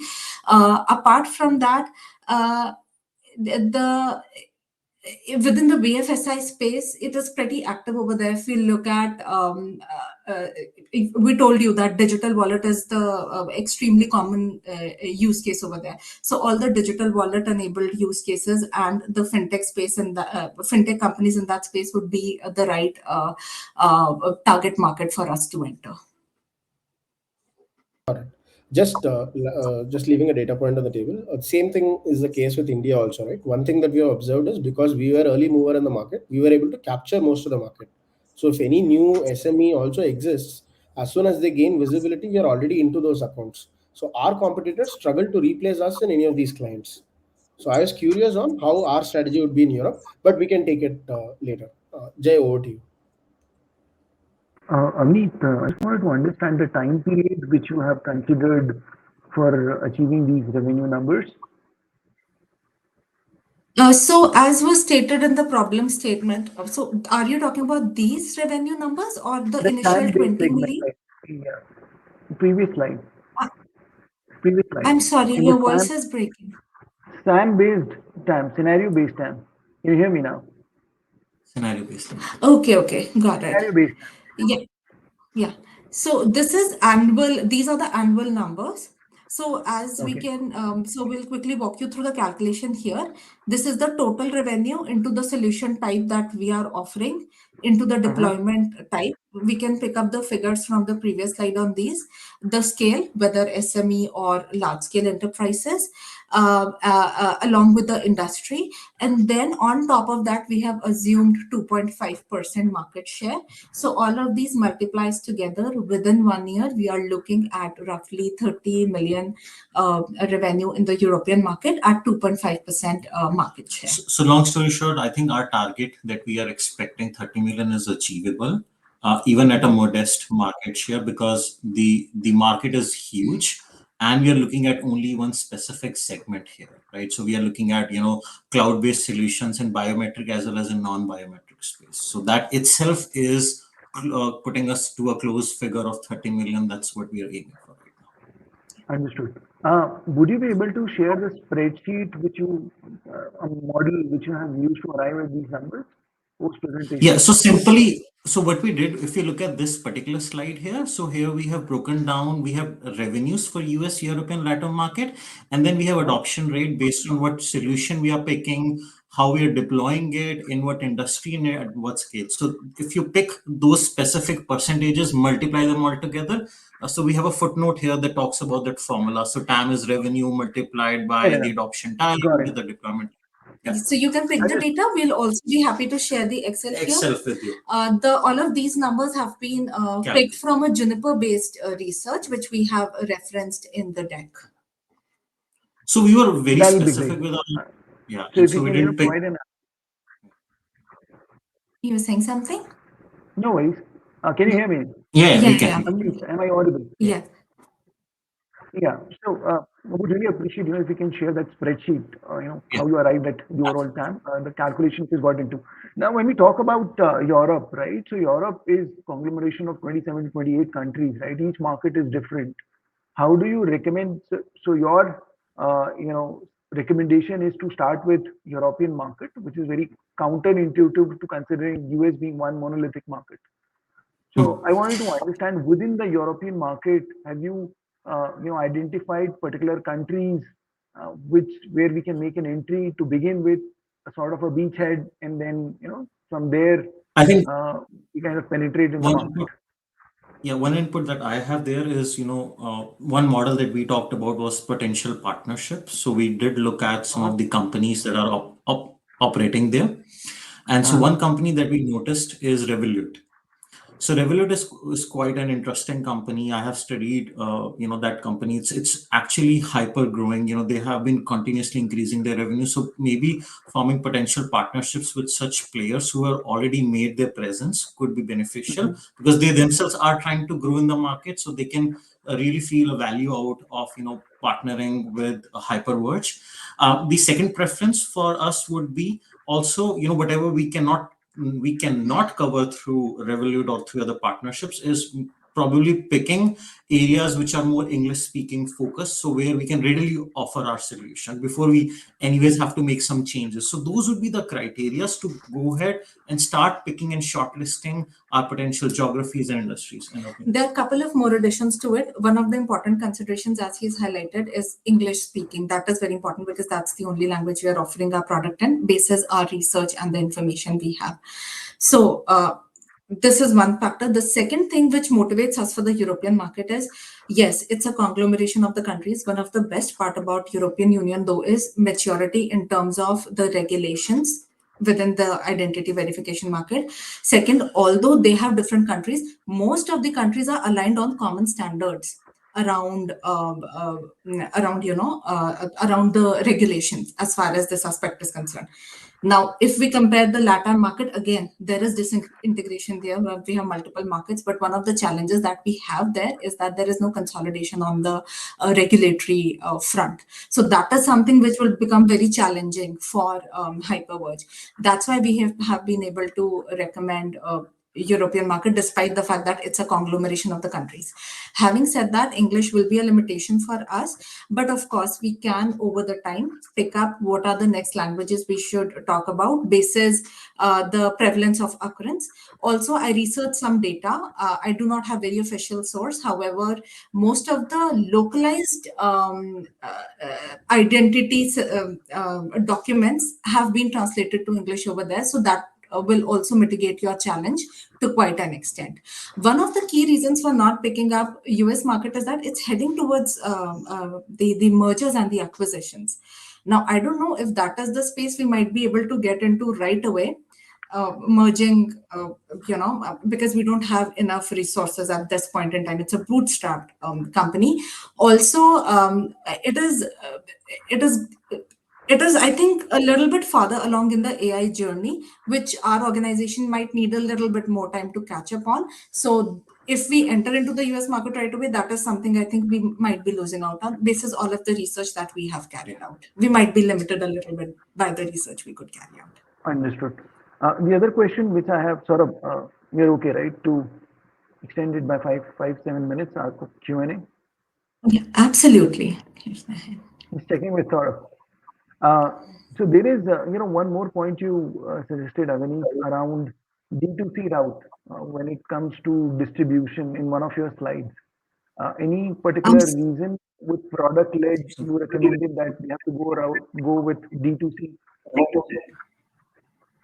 Oh, a direct to customer route. So, Yeah. okay, so as we told you, we are looking at two solutions here, the identity suite and the integrated offering, right? Now, integrated offering is going to be more of an end-to-end solution, very, very end-to-end. There could be further extension. So as I, gave you the example, it can be coupled up with the digital signatures and smoothen out the entire end-to-end flow. For example, for the real estate, we just bought a house. It was a pain, working through everything. So we see the use case right away, right? That is one offering that we have where we might want to partner with the other partners. Having said that, not every organization might need that end-to-end kind of a solution, right? One of the best part about Hyperverge's solution is the ability for people to pick and choose, customize the solution as per what they need. And we support orchestration, customization within the journey, incorporating different modules at different stages within the journey. So with that in mind, it is our core strength. And with that in mind, we would highly recommend Hyperverge to definitely look at direct D2C kind of a segment where we can offer our identity suite almost as is, with very minimum with very minimal customizations. So that ways, I think we should not ignore the D2C segment. Also, the D2C segment itself is growing at a very high rate. We are not even talking about product partnership based end-to-end solutions. If you look at the European market data, it is still growing at a very, very high rate, and it's a digital wallet-driven solution, which is pretty similar to how it operates in the Indian market. And with that in mind, I think Hyperverge is going to have an edge over there, and will be able to gain the market share with relatively with its own product with relatively little offering. Further, when we talk about the product partnerships, it is not a challenge-free solution. Finding that right partner, then weighing all of the risk, who contributes what, signing all of the legalities and deals, how do we carry out that merger, how do we form that partnership, that is challenging in itself. So I would like not to rule out the D2C offering over here, offering our suit as is. Understood. And one of your slides, you talked about custom pricing. So don't you think with product-led approach, custom pricing is more from an enterprise route? So how do see these two approaches, right? On one hand, at a product level, we are talking about a product-led approach, and the other hand, when it comes to pricing, we are recommending a custom pricing solution. I might have a question here. Why do you think that the customized pricing is an enterprise route? Because most of the time with the SMBs, they are the ones who are experiencing, challenging, looking for more relatively low scale, but still cost efficient kind of solution. So could I have more clarity on that? So, see, the basic, principle of the custom pricing is that you will need somebody, to present and talk about the solutions and which are the modules that are needed based on the customer requirement, what are the volumes that are needed, what will be the level of consumption, what is the kind of business, what kind of domain business it is, and accordingly you will craft your product, right? So it's more of a customized product. Now, usually in the B2B enterprise space, this is done with the large clients. When it comes to product led, the idea is that product will sell on its own, right? So you would need an individual here as an intermediary layer to explain it to the customers that why the pricing is being made in such manner. Right? You will need a layer that basically will defeat the idea of the product led approach itself. So you understand? So that's the core contention here.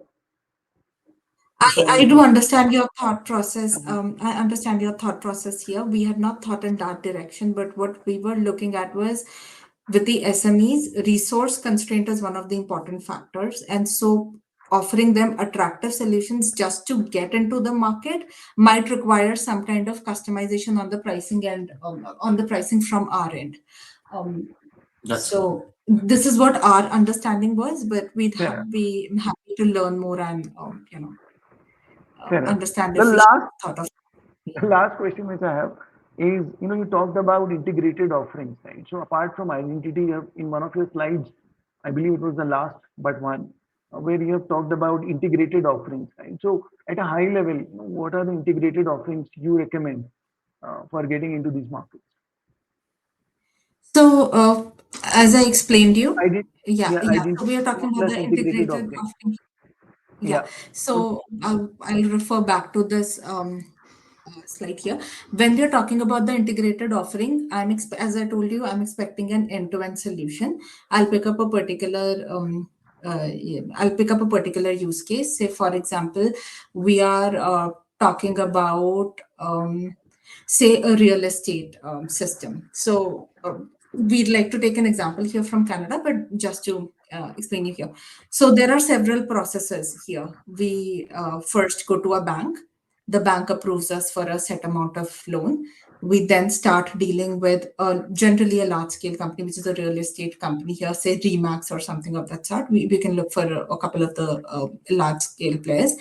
we start working with them, trying to finalize the house. Once the house is finalized, we are looking at, registering our house, buying the property, submitting the deposit amount, dealing with the lawyers, getting all of the stuff done, right?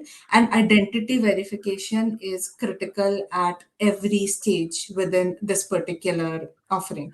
So now, the identity verification suite we are already offering. What we are not offering, for example, here is the further background verification, or clubbing it up with, say, automatic property registration, a property registration system, which basically, and there are a lot of organizations which have recently started working in this space. So what they provide is, the once the deal is finalized, they are going to provide all of the legal services in an automatic manner, where the property is going to be registered, the amount, how we are going to pay out, all of the other customizations that have to be carried out, along with, the first things that you need when you enter into a house. For example, setting up your electricity bill, which player you are going to deal with, how you are going to set up your electricity, all of the other amenities, right?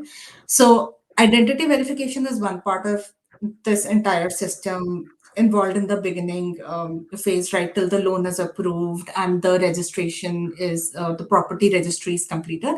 After that, we do have a couple of real estate companies which are offering an end-to-end seamless experience as far as the real estate onboarding is concerned, from the end user. So we can look at a very clubbed kind of consolidated offering with these real estate companies to provide them a very, very end-to-end solution, where, along with managing the real estate onboarding, they can also provide users with the best solutions as to what banks they should go out to, what are the attractive rates of interest available, and they handle the identity verification and everything on their own. At our end, we had to request all of the government documents. That those took 15 days to come in, and then we had to submit them back to the real estate. We had to coordinate the entire process over there. Identity verification suite, an automated identity verification suite, will be extremely helpful in this case. This is just one of the examples which we particularly felt that we could benefit from if we had such kind of an identity verification integrated solution within our real estate end-to-end solution that we are talking about. Understood. Thanks a lot, Avini, for explaining all the questions, answering all the questions. Thanks a lot. Thank you That's so all from my much. end. Kishore, any questions from your end? I'm good, Jay. I'm sorry.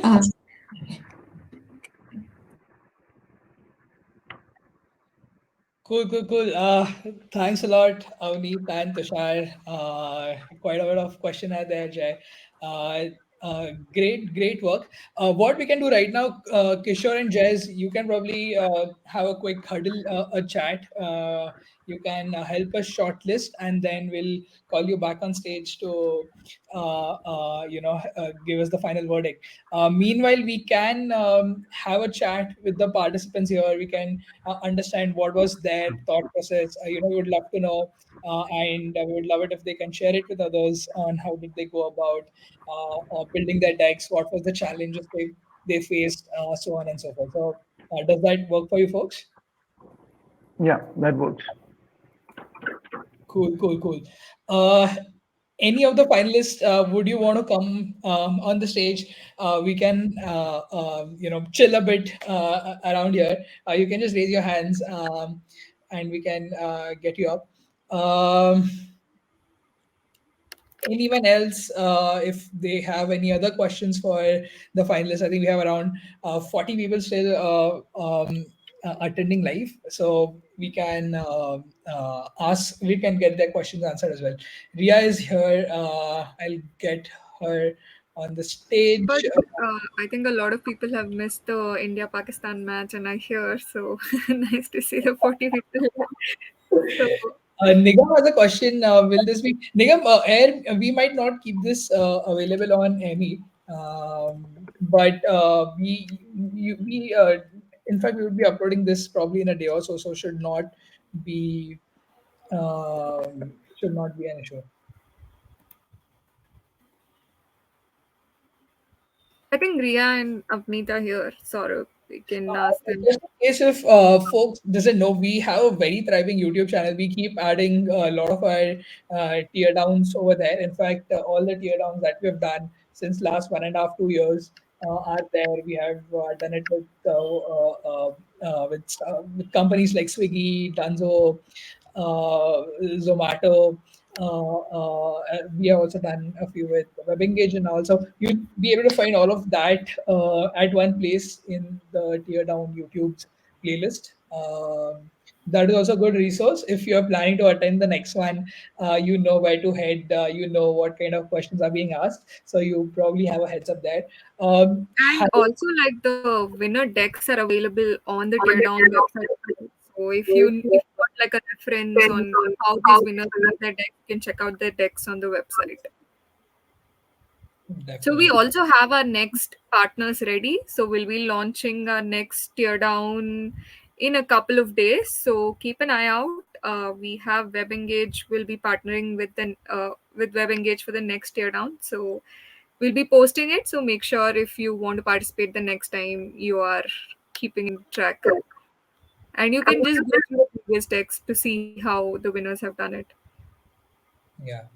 We have Avneet, Tushar here. We have Ria here. Would love to know how did you folks go about doing the research? Well, we'll start with you, Ria. Ria, any insights you want to share? What were the challenges you encountered while creating the deck? Uh, uh, if you would probably want to share that, would love to know. And any other tips, insights you might have for other participants, that would be great. So hi Saurabh.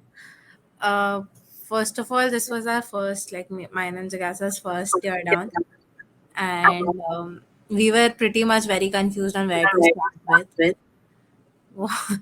We started basically by actually understanding what product led strategy is, because half, like, we were not even aware of that, how exactly product led growth happens. And then probably after that we went into the market analysis, then the competitor analysis, and then we figured out, okay, with our KPI tree, that how are we going to go and what exactly are we going to focus on. And that's where we finalized our features that we want to add up. One thing that really helped us was a mind map, basically to not restrain our thought process onto one singular thing, but actually get as creative as we can on things. And that's how we went about it. Interesting. And what was your like go-to resource for understanding product-led growth? Uh, I think there was a course offered by, I don't know why, I don't remember the company, but there was a free course on product-led strategy. So that is how we understood, and probably the YouTube videos. Got it. And what were your like resources to like probably get some idea about how teardown is? Did you happen to check out the previous teardown videos that Yeah, we we have? did. We did check out the previous tear down videos. The tech days also the on the YouTube channel for product folks. Amazing, amazing, amazing. Hey, thanks for sharing that, Ria. Mavish, do you have, what was your, like, we'd love to know what was your process behind uh, working on the deck? What were some of the challenges you faced? How did you go about, solving for those? So, one thing was that I have no experience in product and no experience in fintech.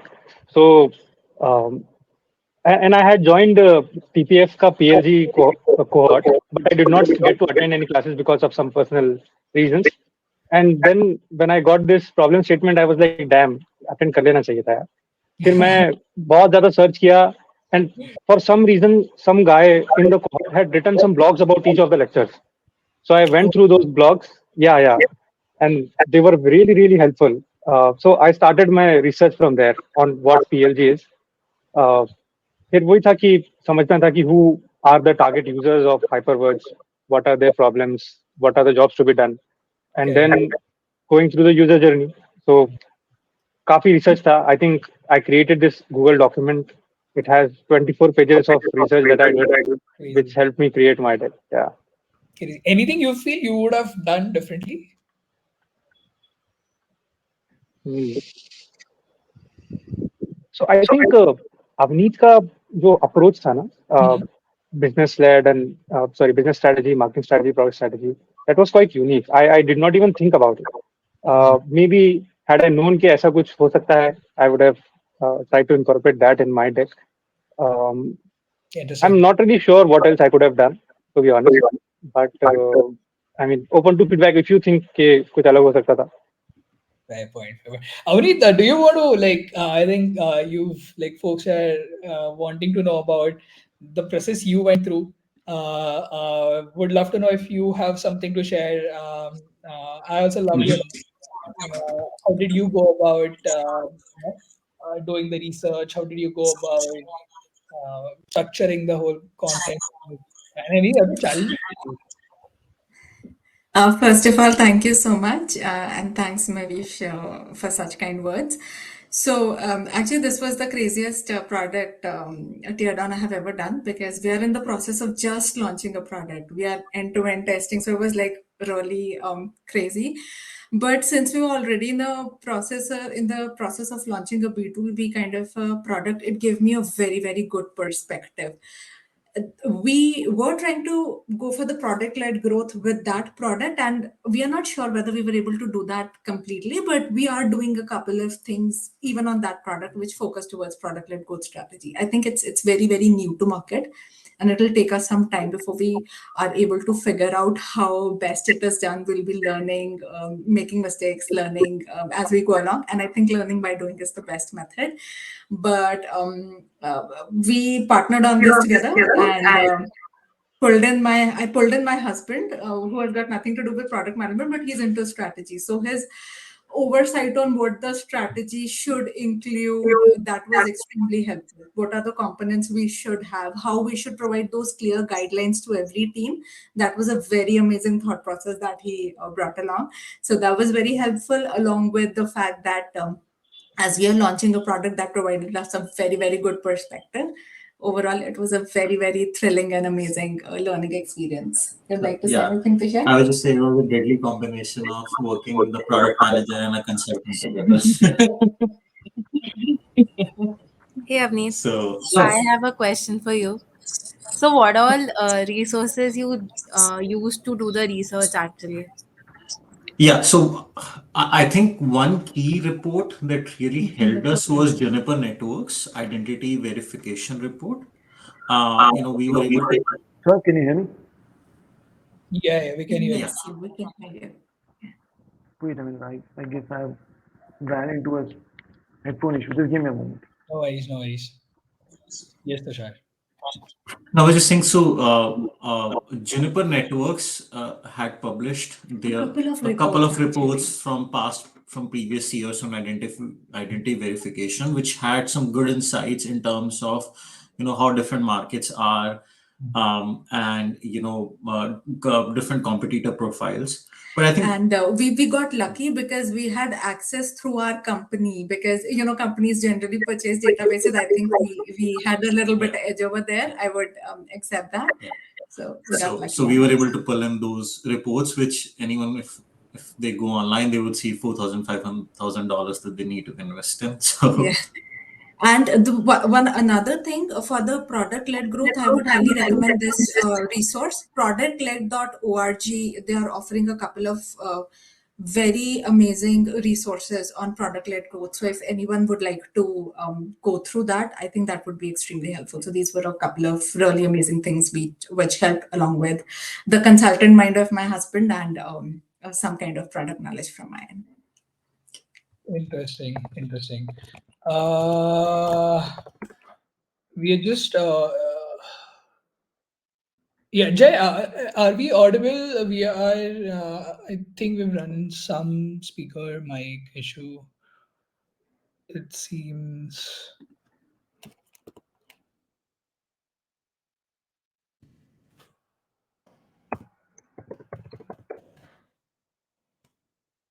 We can't hear you, Jay.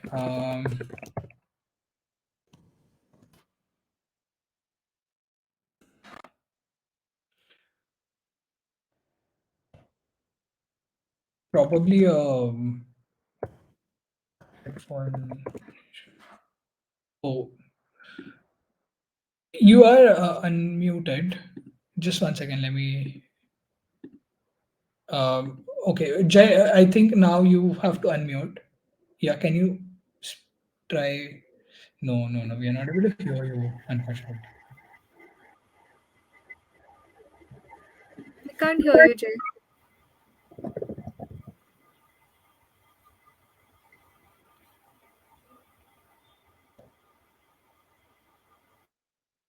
Yeah. Meanwhile, Jay is reconnecting.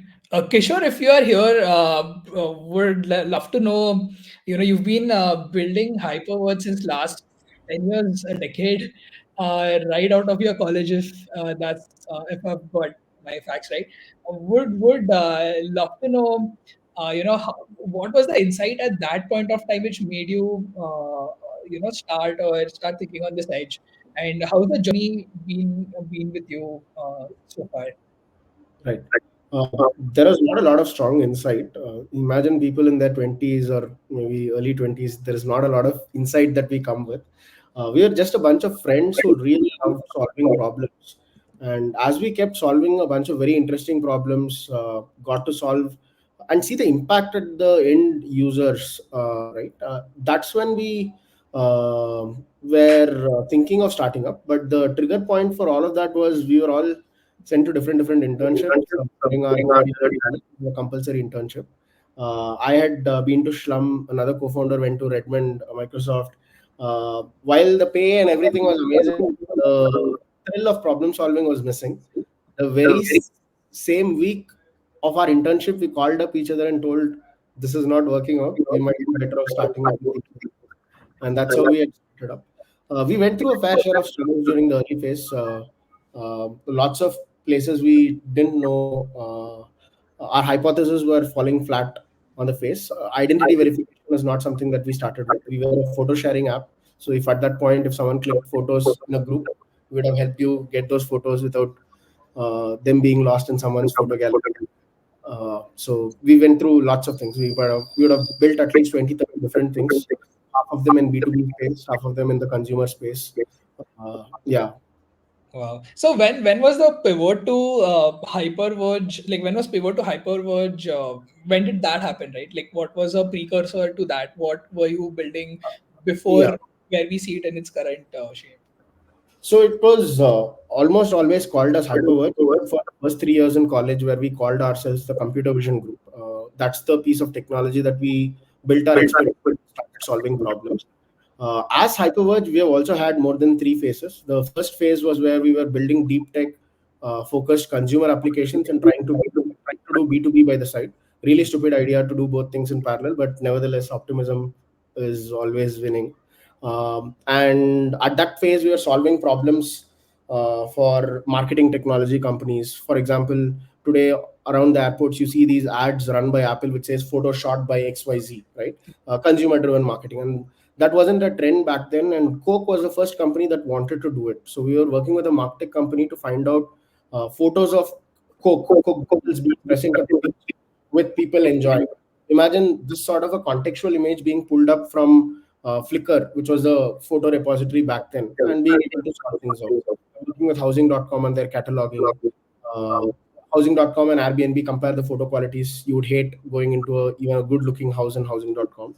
So we did a bunch of those in parallel, building consumer apps. Then, based on some smart advice, we stopped doing two things. And our brain said, let's do consumer apps. That's what we understand. We built 5 to 6 applications from photo sharing to something called Unwise, where imagine learning about IC engines through TikTok format video reels, right? Things like that is what we built, but none of these things gathered significant traction. And the real pivot happened when we had an acquisition offer, and we really were thinking to ourselves on what's the point in taking these acquisition offers. It was a very significant double-digit $1 million, and we hadn't even started building the company at that point.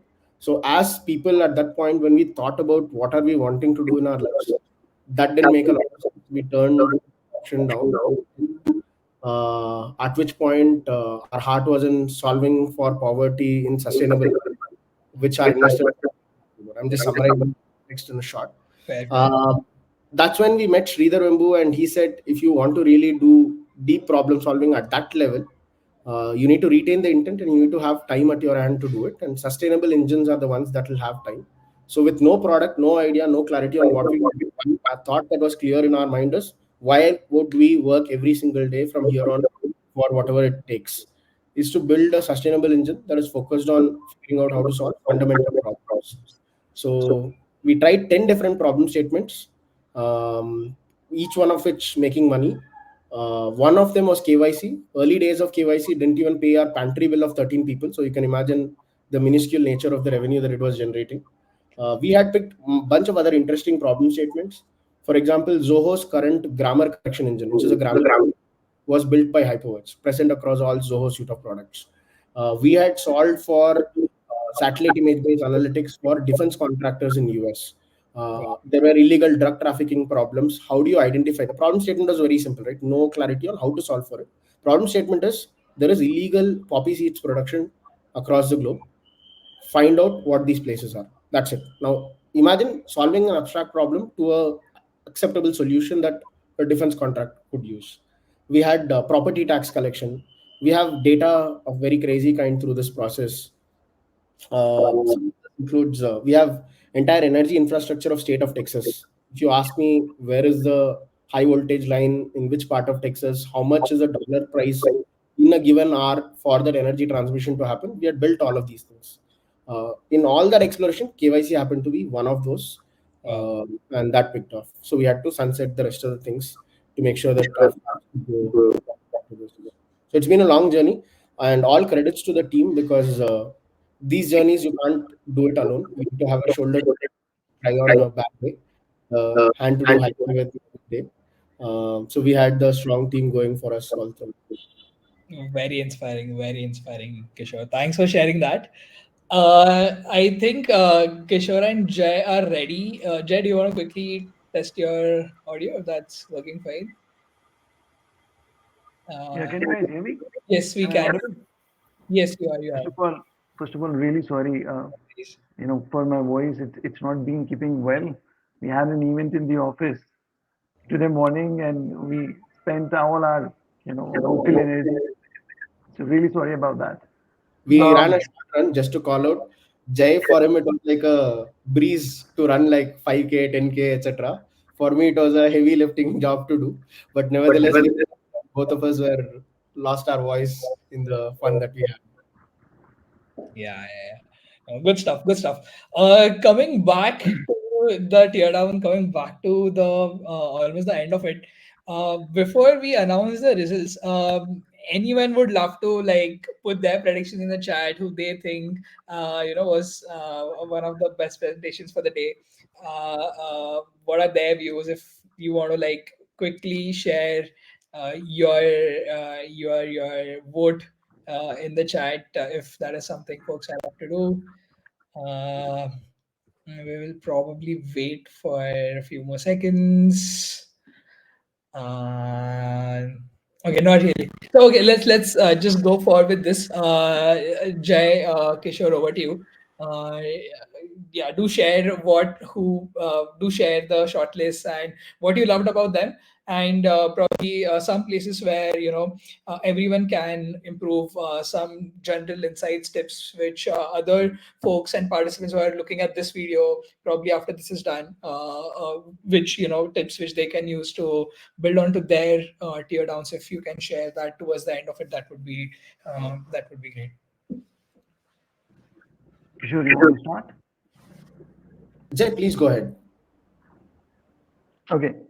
So, first of all, thanks to the entire product folks team for giving us an opportunity to do a something tear down. Shamita for all the coordination, submission of the decks. Saurabh for hosting this session. I'm a great fan of your work as a tenured product team. Thanks a lot for that. Now coming on to the submissions, all the submissions which were submitted were of high quality. We picked 5 of them because that was the number we had to arrive at. So all of them were great.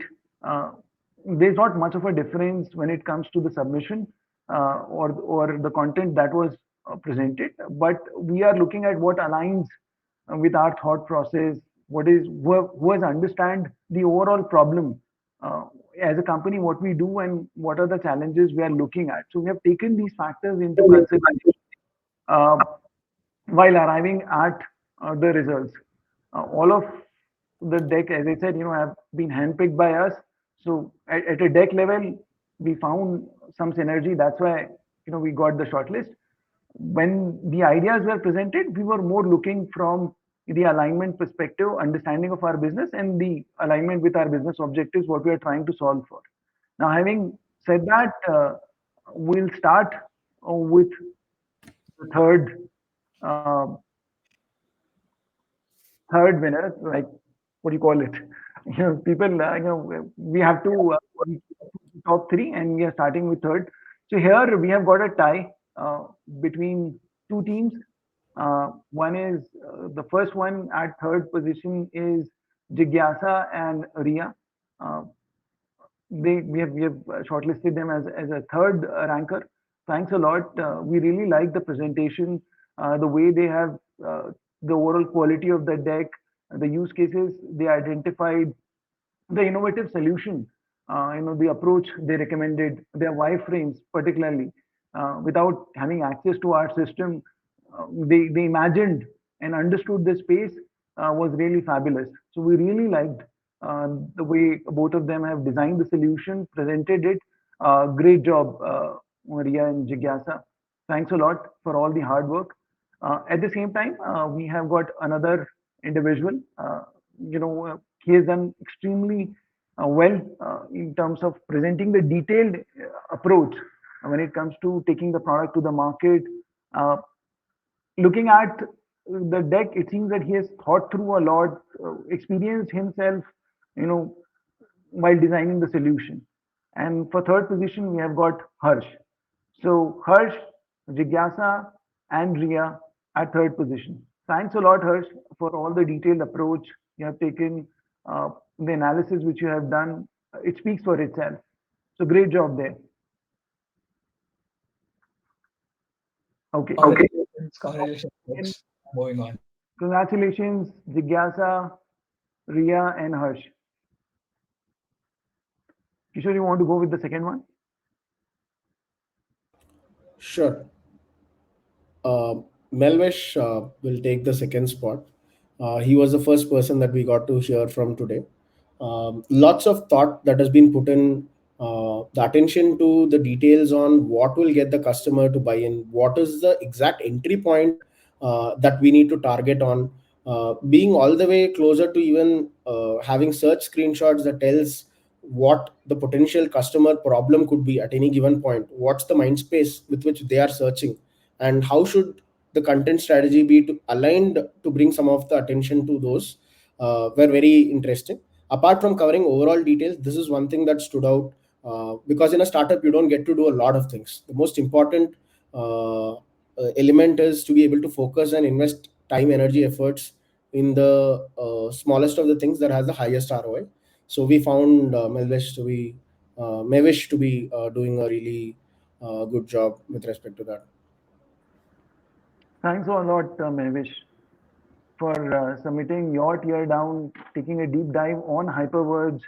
Uh, I really like the way you have, designed the overall growth approach. Uh, it was just amazing.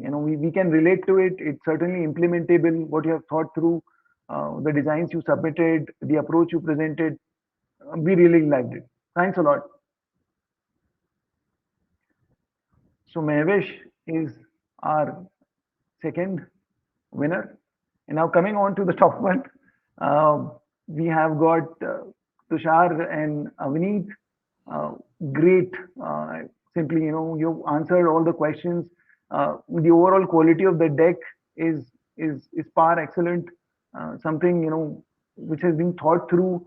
In fact, your idea of recommending us to go to Europe, at prima facie, it sounds counterintuitive. So we are certainly looking forward to the spreadsheet and all the calculations which you have done at the back end. But yeah, I mean, like the overall teamwork, which came through the presentation, the way you have answered our questions, the effort you have put in coming up with the overall calculation, weighted averages, what are the use cases we should be looking at, and citing from your own example. So the most important thing when we look about the product management is that what are the day-to-day problems we are facing, and how are you solving for it, right? I mean, you talking about the real estate problem, which indeed is a problem in Canada. The real estate use case which you presented is certainly relatable. And overall, in addition to that, the overall approach taken to the deck was phenomenal and something, we believe that is implementable. Thanks a lot for the submission. And great job. Great teamwork between both of you. Congrats, folks. Amazing, amazing. Congratulations, everyone. Congratulations. Yeah. Just over there, right? Like, would love to understand if you can quickly summarize what were the top 3 or top, 4 or 5 factors that you were having your eyes on, right? Like, oh, this is something you were looking for, and this is where the contestants are doing an amazing job. Is that something which you can probably give a quick recap of? So here's the thing, right? So as PMs, right, not all the time we'll be given all the definite variables to all information will not be available to us at any point of time. We are dealing with uncertainties day in, day out, right? Now, given the set of input variables, right, and the boundary conditions, how can you optimize for that is something we always look for with the given resources you have at disposal. So tying it back to the identity space, it's not something which is very common. Identity itself requires a lot of search. It's a niche market segment now evolving, but it requires a deep down research, as a subject matter itself. So that's the first thing, we're looking for that, who has done a great deep dive around. Then second is the understanding of the problem statement, right? What we are trying to achieve as an organization. Uh, all the solutions that were submitted were very much, as I said, were realistic in nature. We also cited during the AMA that we are largely bootstrapped, so we do not have luxury of doing experiments, at someone else's expense, right? So whatever we do is something we should be able to afford it, and all the solutions that were presented are sort of affordable for a bootstrap company, even at a global scale. So that's the second factor. Third is again the amount of research that has gone into the presentation of the deck, right? How it is being presented. Uh, all the presentations, right, were speaking for themselves.